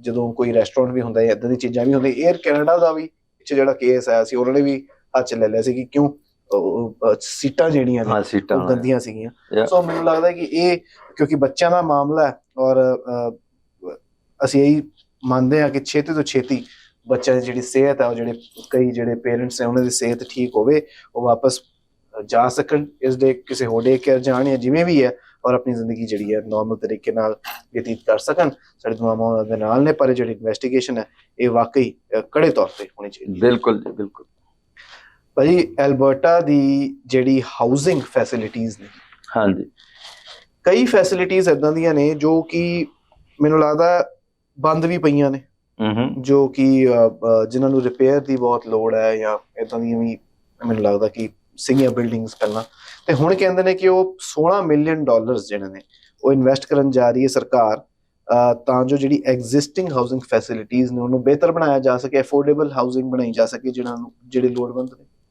ਹਾਂ, ਦੇਖੋ ਜਿਹੜੀ ਗੱਲ ਕਰਦੇ ਨਾ ਆਪਾਂ ਅਫੋਰਡੇਬਲ ਹਾਊਸਿੰਗ ਦੀ ਬਹੁਤ ਜ਼ਿਆਦਾ ਜ਼ਰੂਰਤ ਹੈ ਜੀ। ਉਹ ਇਸ ਕਰਕੇ ਜ਼ਰੂਰਤ ਹੈ ਸ਼ਵੀ ਜੀ, ਜਿਹੜੀ ਤੁਹਾਡੀ ਤਨਖਾਹ ਹੈ ਨਾ, ਵੇਜ, ਉਹ ਉੱਥੇ ਹੀ ਖੜੀ ਹੈ, ਤੇ ਜਿਹੜੀ ਰੈਂਟਲ ਬਹੁਤ ਵੱਧ ਗਿਆ ਜੀ। ਹੁਣ ਆਮ ਜਿਹੜਾ ਬੰਦਾ ਨਾ, ਅੱਗੇ ਸਪੋਜ਼ ਕਰੋ ਜੇ 10% ਲੋਕ ਜਿਹੜੇ ਸੀਗੇ ਉਹਨਾਂ ਨੂੰ ਅਫੋਰਡੇਬਲ ਹਾਊਸਿੰਗ ਦੀ ਲੋੜ ਸੀਗੀ, ਤਾਂ ਹੁਣ ਉਹ 10 ਦੀ ਬਜਾਏ, ਐਗਜ਼ਾਮਪਲ ਮੈਂ ਕੋਈ ਡਾਟਾ ਨਹੀਂ ਕਿਤੋਂ ਲੈ ਕੇ ਗੱਲ ਕਰ ਰਿਹਾ, ਮੈਂ ਵੈਸੇ ਇੱਕ ਐਗਜ਼ਾਮਪਲ ਦੇ ਰਿਹਾ ਵੀ ਹੁਣ ਅਜ਼ਿਊਮ ਕਰਕੇ ਵੀ ਹੁਣ ਉਹ ਜੇ 10% ਦੀ ਬਜਾਏ 15% ਲੋਕ ਹੋ ਗਏ ਜਿਨ੍ਹਾਂ ਨੂੰ ਅਫੋਰਡੇਬਲ ਹਾਊਸਿੰਗ ਚਾਹੀਦੀ ਹੈ, ਤੇ ਉਹ ਡਿਮਾਂਡ ਤਾਂ ਵੱਧਦੀ ਜਾ ਰਹੀ ਜੀ। ਤੇ ਉਹ ਜਿਹੜੇ ਬੰਦ ਪਏ ਆ, ਜਾਂ ਉਹ ਖਰਾਬ ਆ, ਜਾਂ ਉਹ ਰਿਪੇਅਰ ਹੋਣ ਵਾਲੇ ਆ, ਉਹ ਗਵਰਨਮੈਂਟ ਨੇ ਕੀ ਕਰਿਆ ਵੀ ਅਸੀਂ 16 ਮਿਲੀਅਨ ਇਨਵੈਸਟ ਕਰਦੇ ਆ ਉਹਨੂੰ ਥੋੜਾ ਜਿਹਾ ਇੰਪਰੂਵ ਕਰਨ ਵਾਸਤੇ ਜੀ। ਉਹ ਇੰਪਰੂਵ ਹੁੰਦਾ ਕਿ ਨਹੀਂ ਹੁੰਦਾ, ਕੀ ਉਹਦਾ ਕਿਵੇਂ ਕਰਦੇ ਆ, ਉਹ ਕੀ ਨਹੀਂ ਕਰਦੇ, ਕਿੰਨਾ ਟਾਈਮ ਲੱਗਦਾ, ਉਹ ਇੱਕ ਵੱਖਰਾ ਇਸ਼ੂ ਹੈ। ਪਰ ਜੇ ਅਸੀਂ ਦੇਖਦੇ ਆ ਨਾ, ਸਾਰੇ ਕੈਨੇਡਾ 'ਚ ਜੀ, ਕੱਲੇ ਕੈਲਗਰੀ ਨਹੀਂ, ਸਾਰੇ ਕੈਨੇਡਾ ਦੇ ਵਿੱਚ ਪਾਪੂਲੇਸ਼ਨ ਬਹੁਤ ਵੱਧ ਰਹੀ ਹੈ ਜੀ। ਪਾਪੂਲੇਸ਼ਨ ਇਸ ਕਰਕੇ ਵੱਧ ਰਹੀ ਹੈ, ਇੱਕ ਤਾਂ ਇੰਟਰਨੈਸ਼ਨਲ ਸਟੂਡੈਂਟਸ ਕਰਕੇ ਵੱਧ ਰਹੀ ਹੈ, ਨੰਬਰ 2 ਜਿਹੜੀ ਫੈਡਰਲ ਗਵਰਨਮੈਂਟ ਹੈ ਨਾ, ਉਹ ਇਹਨਾਂ ਨੂੰ ਕੰਮ ਕਰਨ ਵਾਲੇ ਬੰਦੇ ਵੀ ਬਹੁਤ ਚਾਹੀਦੇ, ਸਕਿਲਡ ਵਰਕਰ ਜੀ ਜੀ ਜੀ। ਔਰ ਮੈਨੂੰ ਲੱਗਦਾ ਇਹਨਾਂ ਨੇ ਪੋਪੂਲੇਟ ਕਰਨਾ ਹੈ ਜੀ ਜਿਹੜੇ ਬਹੁਤ ਹੀ ਆਈਸੋਲੇਟਡ ਏਰੀਆਜ਼ ਜਿਹੜੇ ਨੇ। ਅਸੀਂ ਵੈਸੇ ਪਿੱਛੇ ਖਬਰਾਂ 'ਚ ਬਹੁਤ ਰਿਹਾ ਜੀ ਯੈਲੋ ਨਾਈਫ, ਪਰ ਉੱਥੇ ਜ਼ਿਆਦਾ ਪੋਪੂਲੇਸ਼ਨ ਨਹੀਂ ਸੀਗੀ ਅੱਜ ਤੋਂ, ਜੇ ਅਸੀਂ 5-6 ਸਾਲ ਪਹਿਲਾਂ ਦੀ ਗੱਲ ਕਰੀਏ, ਤੇ ਹੁਣ ਪੋਪੂਲੇਸ਼ਨ ਬਹੁਤ ਵੱਧ ਗਈ ਹੈ ਕਿਉਂਕਿ ਕਈ ਜਿਹੜੀਆਂ ਕੰਪਨੀਆਂ ਨੇ ਵੱਡੀਆਂ ਬਿਲਕੁਲ ਉੱਥੇ ਜਾ ਕੇ ਆਪਣਾ ਸੈਟਅਪ ਕਰ ਰਹੀਆਂ ਨੇ ਤੇ ਜਿਹੜੀ ਜੌਬਸ ਉੱਥੇ ਦਿੰਦੀਆਂ ਨੇ। ਸੋ ਮੋਸਟਲੀ ਜਿਹੜੇ ਨੇ ਉੱਥੇ ਜਿਹੜੇ ਲੋਕ ਨੇ, ਆਪਣੀ ਜਿਹੜੀ ਕਮਿਊਨਿਟੀ ਵੀ ਉੱਥੇ ਜਾ ਕੇ ਵੀ ਵਸਣਾ ਸ਼ੁਰੂ ਹੋ ਗਈ। ਸੋ ਮੈਨੂੰ ਲੱਗਦਾ ਜਿੱਥੇ ਜੌਬਸ ਖੋਲ ਦਿੰਦੇ ਨੇ ਇਮੀਗ੍ਰੈਂਟਸ, ਆਫ ਕੋਰਸ ਉੱਥੇ ਜਾ ਕੇ ਫਿਰ ਆਪਣੀ ਜ਼ਿੰਦਗੀ ਵਸਾਉਣਾ ਸ਼ੁਰੂ ਕਰ ਦਿੰਦੇ ਨੇ। And once they are there, ਆਪਾਂ ਵੀ 2-4 ਪ੍ਰੋਗਰਾਮ ਉੱਥੇ ਜਾ ਕੇ ਕਰ ਲੈਂਦੇ ਹਾਂ ਭਾਈ, ਚੱਲਦੇ ਚਲੋ ਯੈਲੋ ਨਾਈਫ ਦੀ ਇੱਕ ਰਿਪੋਰਟ ਵੀ ਬਣਾ ਦਿੰਦੇ ਆ। ਬਿਲਕੁਲ, ਹੁਣ ਤੁਹਾਨੂੰ ਕਿਲੋਨਾ ਤੋਂ ਇਲਾਵਾ ਬਾਕੀ ਸਾਰੇ ਥਾਵਾਂ ਤੇ ਲੈ ਜਾਣਾ। ਹਾਂ ਬਿਲਕੁਲ ਠੀਕ ਹੈ ਜੀ। ਅੱਛਾ, ਫਲਾਈਂਗ ਕਾਰ ਤਾਂ ਹੈਗੀ ਹੈ। ਸੋ ਇਹ ਜਿਹੜੀ ਗੱਲ ਹੈ, ਇਹ ਜਿਹੜੇ ਨੇ ਜੇਸਨ ਨਿਕਸਨ ਸਾਹਿਬ ਜੋ ਕਿ minister of seniors community and social services ਨੇ, ਉਹਨਾਂ ਨੇ ਵੀ ਕਿਹਾ ਕਿ ਜਿਹੜੀ ਐਲਬਰਟਾ ਸਰਕਾਰ ਹੈ ਉਹ ਜਿਹੜੇ ਹੁਣ ਐਗਜ਼ਿਸਟਿੰਗ ਯੂਨਿਟਸ ਨੇ ਉਹਨਾਂ ਦੇ ਵਿੱਚ ਵੀ ਇਨਵੈਸਟ ਕਰ ਰਹੀ ਹੈ ਔਰ ਨਵੇਂ ਘਰਾਂ ਦੇ ਵਿੱਚ ਵੀ ਇਨਵੈਸਟ ਕਰ ਰਹੀ ਹੈ। ਜਿਹੜੇ ਆਊਟਡੇਟਡ ਯੂਨਿਟਸ ਨੇ ਉਸ ਦੇ ਵਿੱਚ ਪੈਸਾ ਲਾ ਕੇ, ਔਰ 25,000 ਤੋਂ ਜ਼ਿਆਦਾ ਘਰ ਜਿਹੜੇ ਨੇ ਐਲਬਰਟਾ ਦੇ ਵਿੱਚ 2031 ਤੱਕ ਬਣਨੇ ਨੇ, ਜੋ ਕਿ ਮੈਨੂੰ ਲੱਗਦਾ ਕੋਈ ਬਹੁਤ ਵੱਡੀ ਗੱਲ ਤਾਂ ਨਹੀਂ ਭਾਜੀ। 25,000 ਘਰ 2031 ਤੱਕ, ਕਿੰਨੇ ਸਾਲ ਹੋ ਗਏ, ਕਿੰਨੇ ਸਾਲ ਰਹਿ ਗਏ। ਸੋ ਇਹ 25,000 ਘਰ ਬਹੁਤ ਹੈ ਜੀ। ਇਹ ਕਰਨ ਦੀ ਇਕੱਲੇ ਐਲਬਰਟਾ ਦੀ ਗੱਲ ਹੈ, ਉਹ ਕਰਨ ਦਾ ਕਹਿੰਦੇ ਨੇ ਵਾਅਦਾ ਕਰਦੇ ਨੇ, ਜਾਂ ਫਿਰ ਕਹਿੰਦੇ ਨੇ ਕਿ ਅਸੀਂ ਕਰ ਸਕਦੇ ਹਾਂ, ਪਰ ਮੈਨੂੰ ਲੱਗਦਾ ਹੈ ਕਿ ਇਹ ਫਿਰ ਵੀ ਘੱਟ ਪਾਏ ਜਿਸ ਹਿਸਾਬ ਨਾਲ ਐਲਬਰਟਾ ਦੀ ਜਿਹੜੀ ਪੋਪੂਲੇਸ਼ਨ। ਪਰ ਘੱਟ ਤਾਂ ਹੈਗੇ ਆ, ਠੀਕ ਹੈ, ਪਰ ਘਰ ਵੀ ਬਹੁਤ ਆ ਜਿਹੜੇ ਇੰਨੇ ਘਰ ਬਣਾਉਣੇ, ਜੇ ਨਵੇਂ ਬਣਾਉਣੇ ਆ ਉਹ ਵੀ ਇੰਨੇ ਸੌਖੇ ਨਹੀਂ ਗੇ ਇੰਨੇ 6 ਸਾਲਾਂ 7 ਚ। ਜੀ। ਔਰ ਨਿਕਸਨ ਸਾਹਿਬ ਨੇ ਇਹ ਵੀ ਕਿਹਾ ਕਿ ਆ ਜਿਹੜੀ 16 ਮਿਲੀਅਨ ਦੀ ਇਨਵੈਸਟਮੈਂਟ ਆ, ਠੀਕ ਹੈ ਜੀ, ਇਹਨੂੰ ਐਡ ਕੀਤਾ ਜਾਵੇਗਾ ਜਿਹੜੇ $94 ਮਿਲੀਅਨ ਦੀ ਇਹਨਾਂ ਨੇ ਇੱਕ ਜਿਹੜੀ ਗ੍ਰਾਂਟ ਕਹਿ ਲਓ ਜਾਂ ਇਨਵੈਸਟਮੈਂਟ ਕਹਿ ਲਓ ਅਨਾਉਂਸ ਕੀਤੀ ਸੀ ਕਿ 2023 ਦੇ ਬਜਟ ਦੇ ਵਿੱਚ ਰੀਨਿਊਏਬਲ ਹਾਊਸਿੰਗ ਪ੍ਰੋਜੈਕਟਸ ਦੇ ਲਈ, ਉਸ ਦੇ ਵਿੱਚ ਇਸ ਨੂੰ ਐਡ ਕਰਕੇ, ਯਾਨੀ ਕਿ 100 ਮਿਲੀਅਨ ਹੈ। ਬਿਲਕੁਲ, ਮਤਲਬ 100 ਨਹੀਂ 110 ਮਿਲੀਅਨ ਹੋ ਗਈ ਜੇ ਆਪਾਂ ਇਹਨੂੰ ਐਡ ਅਪ ਕਰੀਏ।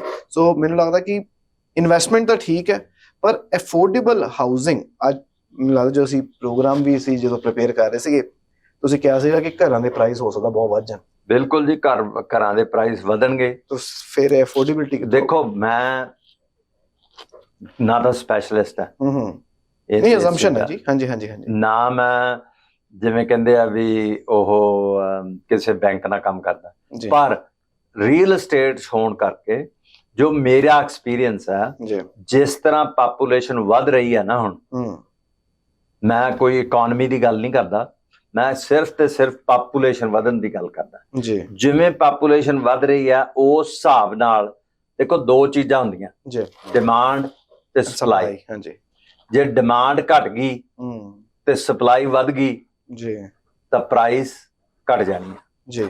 ਜੇ ਡਿਮਾਂਡ ਵੱਧ ਗਈ ਤੇ ਸਪਲਾਈ ਘਟ ਗਈ ਤੇ ਪ੍ਰਾਈਸ ਵੱਧ ਜਾਣੀ ਜੀ। ਸਿੰਪਲ ਜਿਹਾ ਫਾਰਮੂਲਾ ਜੀ। ਹੁਣ ਜਿਵੇਂ ਪਾਪੂਲੇਸ਼ਨ ਵੱਧ ਰਹੀ ਹੈ, ਡਿਮਾਂਡ ਵੱਧ ਰਹੀ ਹੈ ਤੇ ਸਪਲਾਈ ਆ ਜਿਹੜੀ ਉਹ ਘਟਦੀ ਜਾ ਰਹੀ ਆ ਜੀ। ਤੇ ਜਦੋਂ ਸਪਲਾਈ ਘਟ ਗਈ ਤੇ ਆਪੇ ਪ੍ਰਾਈਸ ਵਧਣੀ।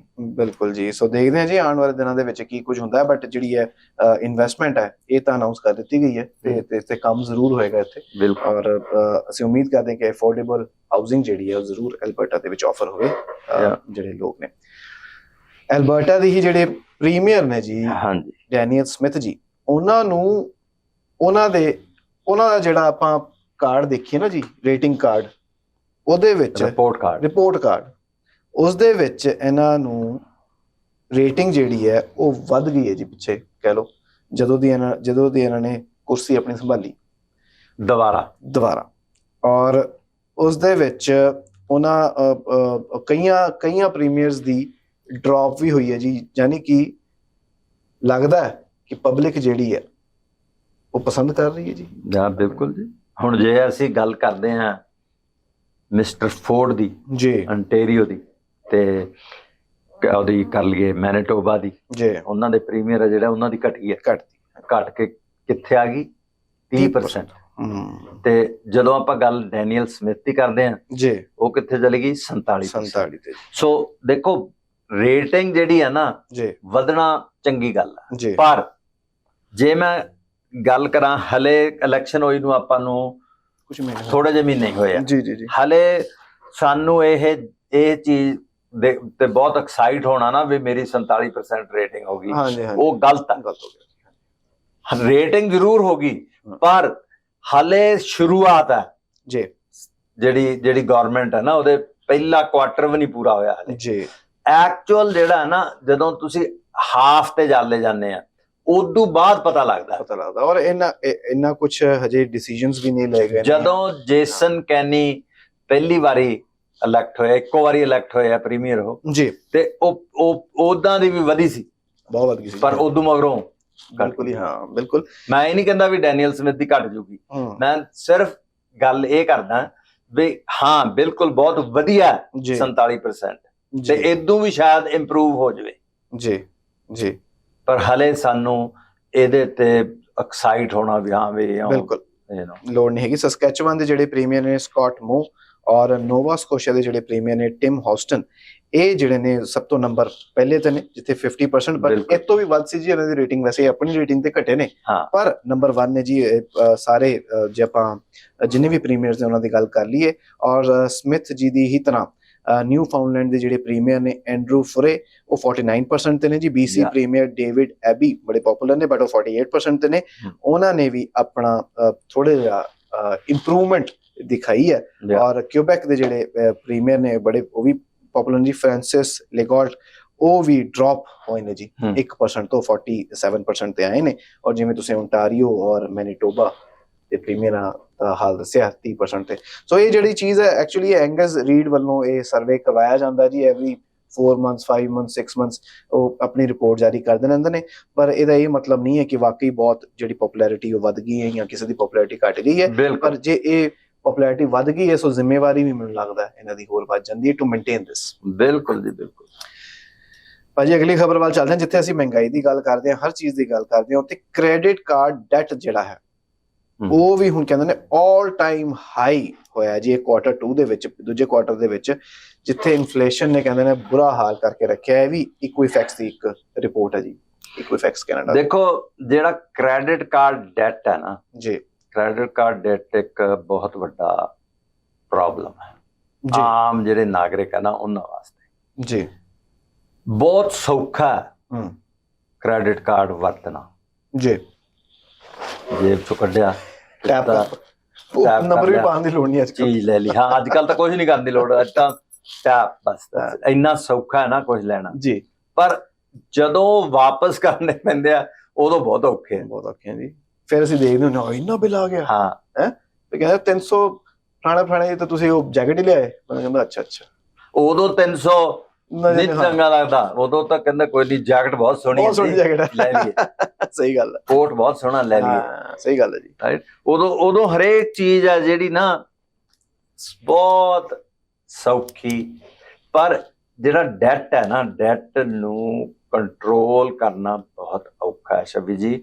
ਇਹਦਾ ਦੇਖੋ ਜੇ ਤਾਂ ਤੁਸੀਂ ਤੁਹਾਡੀ ਇਨਕਮ ਇੰਨੀ ਹੈਗੀ ਆ ਵੀ ਤੁਸੀਂ ਜਿਹੜਾ ਤੁਹਾਡਾ ਕ੍ਰੈਡਿਟ ਕਾਰਡ ਆ ਨਾ ਉਹਨੂੰ ਵਰਤਦੇ ਆ, ਅਫੋਰਡ ਕਰਦੇ ਆ ਤੇ ਉਹਨੂੰ ਯੂਜ਼ ਕਰ ਲਿਆ ਤੇ ਉਹ ਮਹੀਨੇ ਬਾਅਦ ਪੇਮੈਂਟ ਕਰਤੀ, ਫਿਰ ਠੀਕ ਹੈ, ਫਿਰ ਕੋਈ ਪ੍ਰੋਬਲਮ ਨਹੀਂ। Instead of debit say credit use ਕਰਕੇ ਉਹਨੂੰ ਪੇ ਆਫ ਕਰਤਾ, ਕ੍ਰੈਡਿਟ ਬਣਾ ਲਿਆ। ਬਿਲਕੁਲ, ਬਹੁਤ ਵਧੀਆ, ਕੋਈ ਗੱਲ ਨਹੀਂ। ਪਰ ਪ੍ਰੋਬਲਮ ਉਦੋਂ ਆਉਂਦੀ ਹੈ ਜਦੋਂ ਅਸੀਂ ਚੀਜ਼ਾਂ ਲੈ ਲੈਂਦੇ ਆ, ਚੀਜ਼ਾਂ ਲੈ ਕੇ ਤੇ ਮਗਰੋਂ ਸਾਨੂੰ ਪੈਸੇ ਦਿੱਤੇ ਨਹੀਂ ਜਾਂਦੇ। ਬਿਲਕੁਲ, ਪ੍ਰੋਬਲਮ ਇਹਦੇ ਚ ਕੱਲੀ ਕੰਜ਼ਿਊਮਰ ਦੀ ਨਹੀਂ ਗੀ, ਆਪਣੀ ਨਹੀਂ ਗੀ ਪ੍ਰੋਬਲਮ ਇਹਦੇ ਚ ਛਵੀ ਜੀ ਨਾਲ ਬੈਂਕਾਂ ਦੀ ਵੀ ਹੈ। ਜੀ। ਬੈਂਕਾਂ ਕੀ ਕਰਦੀਆਂ, ਬੈਂਕਾਂ ਜਦੋਂ ਤੁਸੀਂ ਬੈਂਕ ਕਰਦੇ ਆ ਨਾ, ਬੈਂਕ ਤੁਹਾਡੀ ਹਿਸਟਰੀ ਦੇਖਦੇ ਆ। ਚਾਹੇ ਤੁਸੀਂ ਡੈਬਿਟ ਕਾਰਡ ਯੂਜ਼ ਕਰਦੇ ਆ, ਡੈਬਿਟ ਕਾਰਡ ਨਹੀਂ, ਸਪੋਜ਼ ਕਰੋ ਤੁਹਾਡੇ ਕੋਲ ਕ੍ਰੈਡਿਟ ਕਾਰਡ ਹੈ ਨਹੀਂਗਾ, ਤੁਹਾਡਾ ਬੈਂਕ ਅਕਾਊਂਟ ਤਾਂ ਹੈਗਾ ਨਾ, ਬੈਂਕ ਅਕਾਊਂਟ ਆ, ਉਹਦੇ ਤੁਹਾਡੀ ਉਹਨਾਂ ਨੇ ਹਿਸਟਰੀ ਦੇਖਣੀ ਹੈ ਵੀ ਇਹਦੇ ਕੋਲ ਇੰਨੇ ਪੈਸੇ ਆਉਂਦੇ ਆ ਹਰ ਮਹੀਨੇ, ਇੰਨੀ ਕਿ ਇਹ ਇਨਕਮ ਹੈ, ਇੰਨੇ ਖਰਚੀ ਜਾਂਦਾ। ਤੇ ਉਹ ਜੇ ਤੁਸੀਂ ਅਪਲਾਈ ਨਹੀਂ ਵੀ ਨਾ ਕਰਦੇ ਕ੍ਰੈਡਿਟ ਕਾਰਡ, ਤੁਹਾਨੂੰ ਚਿੱਠੀ ਆ ਜਾਂਦੀ ਹੈ ਵੀ ਤੁਹਾਡਾ ਕ੍ਰੈਡਿਟ ਕਾਰਡ ਅਪਰੂਵ ਹੋ ਗਿਆ, ਇੰਨੇ ਦੀ ਲਿਮਿਟ ਹੈ, ਤੁਸੀਂ ਲੈਣਾ ਜੀ, ਕੋਈ ਹੋਰ ਕੋਈ ਅਪਰੂਵਲ ਦੀ ਲੋੜ ਜੀ। ਉਹ ਆਪਦਾ ਇੰਟਰਨਲ ਜਿਹੜਾ ਹੈ ਨਾ, ਜੋ ਉਹ ਸਿਸਟਮ ਯੂਜ਼ ਕਰਕੇ ਉਹ ਤੁਹਾਨੂੰ ਚਿੱਠੀ ਭੇਜ ਦਿੰਦੇ ਆ ਜੀ। ਚਿੱਠੀ ਭੇਜ ਦਿੰਦੇ, ਤੁਸੀਂ ਖੁਸ਼ ਹੋ ਜਾਂਦੇ ਵੀ ਹਾਂ ਬਈ ਠੀਕ ਹੈ ਲੈ ਲਓ। ਪਰ ਉਹ ਜਦੋਂ ਤੁਸੀਂ ਲੈ ਲੈਂਦੇ ਆ ਉਦੋਂ ਤੁਸੀਂ ਜਿਹੜੇ ਤੁਹਾਡੀਆਂ ਪੇਮੈਂਟਾਂ ਰੂਟੀਨ ਉਹ ਵੀ ਚੱਲੀ ਜਾਂਦੀਆਂ, ਤੇ ਉਹ ਜਿਹੜਾ ਕ੍ਰੈਡਿਟ ਕਾਰਡ ਇੱਕ ਆ ਗਿਆ ਉਹਦੇ ਤੇ ਵੀ ਤੁਸੀਂ ਲੈਣ ਲੱਗ ਜਾਂਦੇ ਜੀ। ਪ੍ਰੋਬਲਮ ਉੱਥੇ ਆਉਂਦੀ। ਔਰ ਇਕੁਇਫੈਕਸ ਕੈਨੇਡਾ ਨੇ ਕਿਹਾ ਹੈ ਕਿ ਕ੍ਰੈਡਿਟ ਕਾਰਡ ਬੈਲੈਂਸ ਜਿਹੜੇ ਹੁੰਦੇ ਨੇ, ਬੈਲੈਂਸਸ ਉਹਨਾਂ ਨੇ ਆਲ ਟਾਈਮ ਹਾਈ ਹਿੱਟ ਕੀਤਾ ਜੀ, 107.4 ਬਿਲੀਅਨ ਡਾਲਰਸ। ਇਹ ਸੈਕੰਡ ਕੁਆਟਰ ਦੀ ਗੱਲਬਾਤ ਹੋ ਰਹੀ ਹੈ 2023 ਦੀ। ਔਰ ਇਸ ਦੇ ਨਾਲ ਇਹਦਾ ਕਾਰਨ ਇਨਫਲੇਸ਼ਨ ਦਾ ਔਰ ਜਿਹੜੇ ਇੰਟਰਸਟ ਰੇਟ ਵੱਧ ਰਹੇ ਨੇ ਉਹਦਾ ਦੱਸਿਆ ਜਾ ਰਿਹਾ। ਔਰ ਏਜੰਸੀ ਨੇ ਕਿਹਾ ਕਿ ਟੋਟਲ ਕੈਨੇਡੀਅਨ ਕੰਜ਼ਿਊਮਰ ਡੈਟ ਜਿਹੜਾ ਉਹ ਪਹੁੰਚਿਆ ਜੀ 2.4 ਟ੍ਰਿਲੀਅਨ ਡਾਲਰ। ਇਹ ਸੈਕੰਡ ਕੁਆਟਰ ਦੀ ਇਹ ਰਿਪੋਰਟ ਹੈ ਜੀ। ਜਿਹੜੇ ਸ਼ਵੀ ਜੀ ਕ੍ਰੈਡਿਟ ਕਾਰਡ ਹੈ ਨਾ ਜੀ, ਕ੍ਰੈਡਿਟ ਕਾਰਡ ਦਾ ਇੰਟਰਸਟ ਰੇਟ 19 ਤੋਂ 22% ਹੈ ਜੀ। ਹਾਲਾਂਕਿ ਜਿਹੜਾ ਦੂਜਾ ਰੈਗੂਲਰ ਇੰਟਰਸਟ ਰੇਟ, ਜੇ ਆਪਾਂ ਵਧੇ ਦੀ ਵੀ ਗੱਲ ਕਰਦੇ ਹਾਂ ਤਾਂ 5% ਹੋਇਆ ਹੁਣ ਬੈਂਕ ਦਾ। ਜਦੋਂ ਅਸੀਂ ਕੋਈ ਲੋਨ ਲੈਣਾ ਤਾਂ ਉਹ 6 ਜਾਂ 7% ਤੇ ਹੋਊਗਾ ਤੁਹਾਨੂੰ ਜੀ। ਜਿਹੜੀ ਮੌਰਗੇਜ ਆ ਉਹ 6% ਤੇ ਐਵਰੇਜ ਆਉਂਦੀ ਆ। ਪਰ ਜਿਹੜਾ ਕ੍ਰੈਡਿਟ ਕਾਰਡ ਦਾ ਇੰਟਰਸਟ ਆ ਉਹ 19 ਤੋਂ 22% ਆ ਜੀ। ਬਹੁਤ ਜ਼ਿਆਦਾ ਪੈਸੇ ਆ ਜੀ। ਉਹ ਜੇ ਤੁਸੀਂ ਨਹੀਂ ਨਾ ਦੇ ਸਕਦੇ 1 ਮਹੀਨਾ ਸਪੋਜ਼ ਕਰੋ, ਉਹ ਤੁਹਾਡੇ ਇੱਕ ਤਾਂ ਤੁਹਾਡੇ ਕ੍ਰੈਡਿਟ ਤੇ ਇਫੈਕਟ ਕਰਦਾ ਜੀ। ਦੂਜਾ ਉਹ ਤੁਹਾਡਾ ਜਿਹੜਾ ਜੇ ਤੁਹਾਡੇ $5000 ਆ ਤਾਂ ਉਹ 54-5500 ਹੋ ਗਿਆ ਅਗਲੇ ਮਹੀਨੇ। ਬਿਲਕੁਲ ਬਿਲਕੁਲ।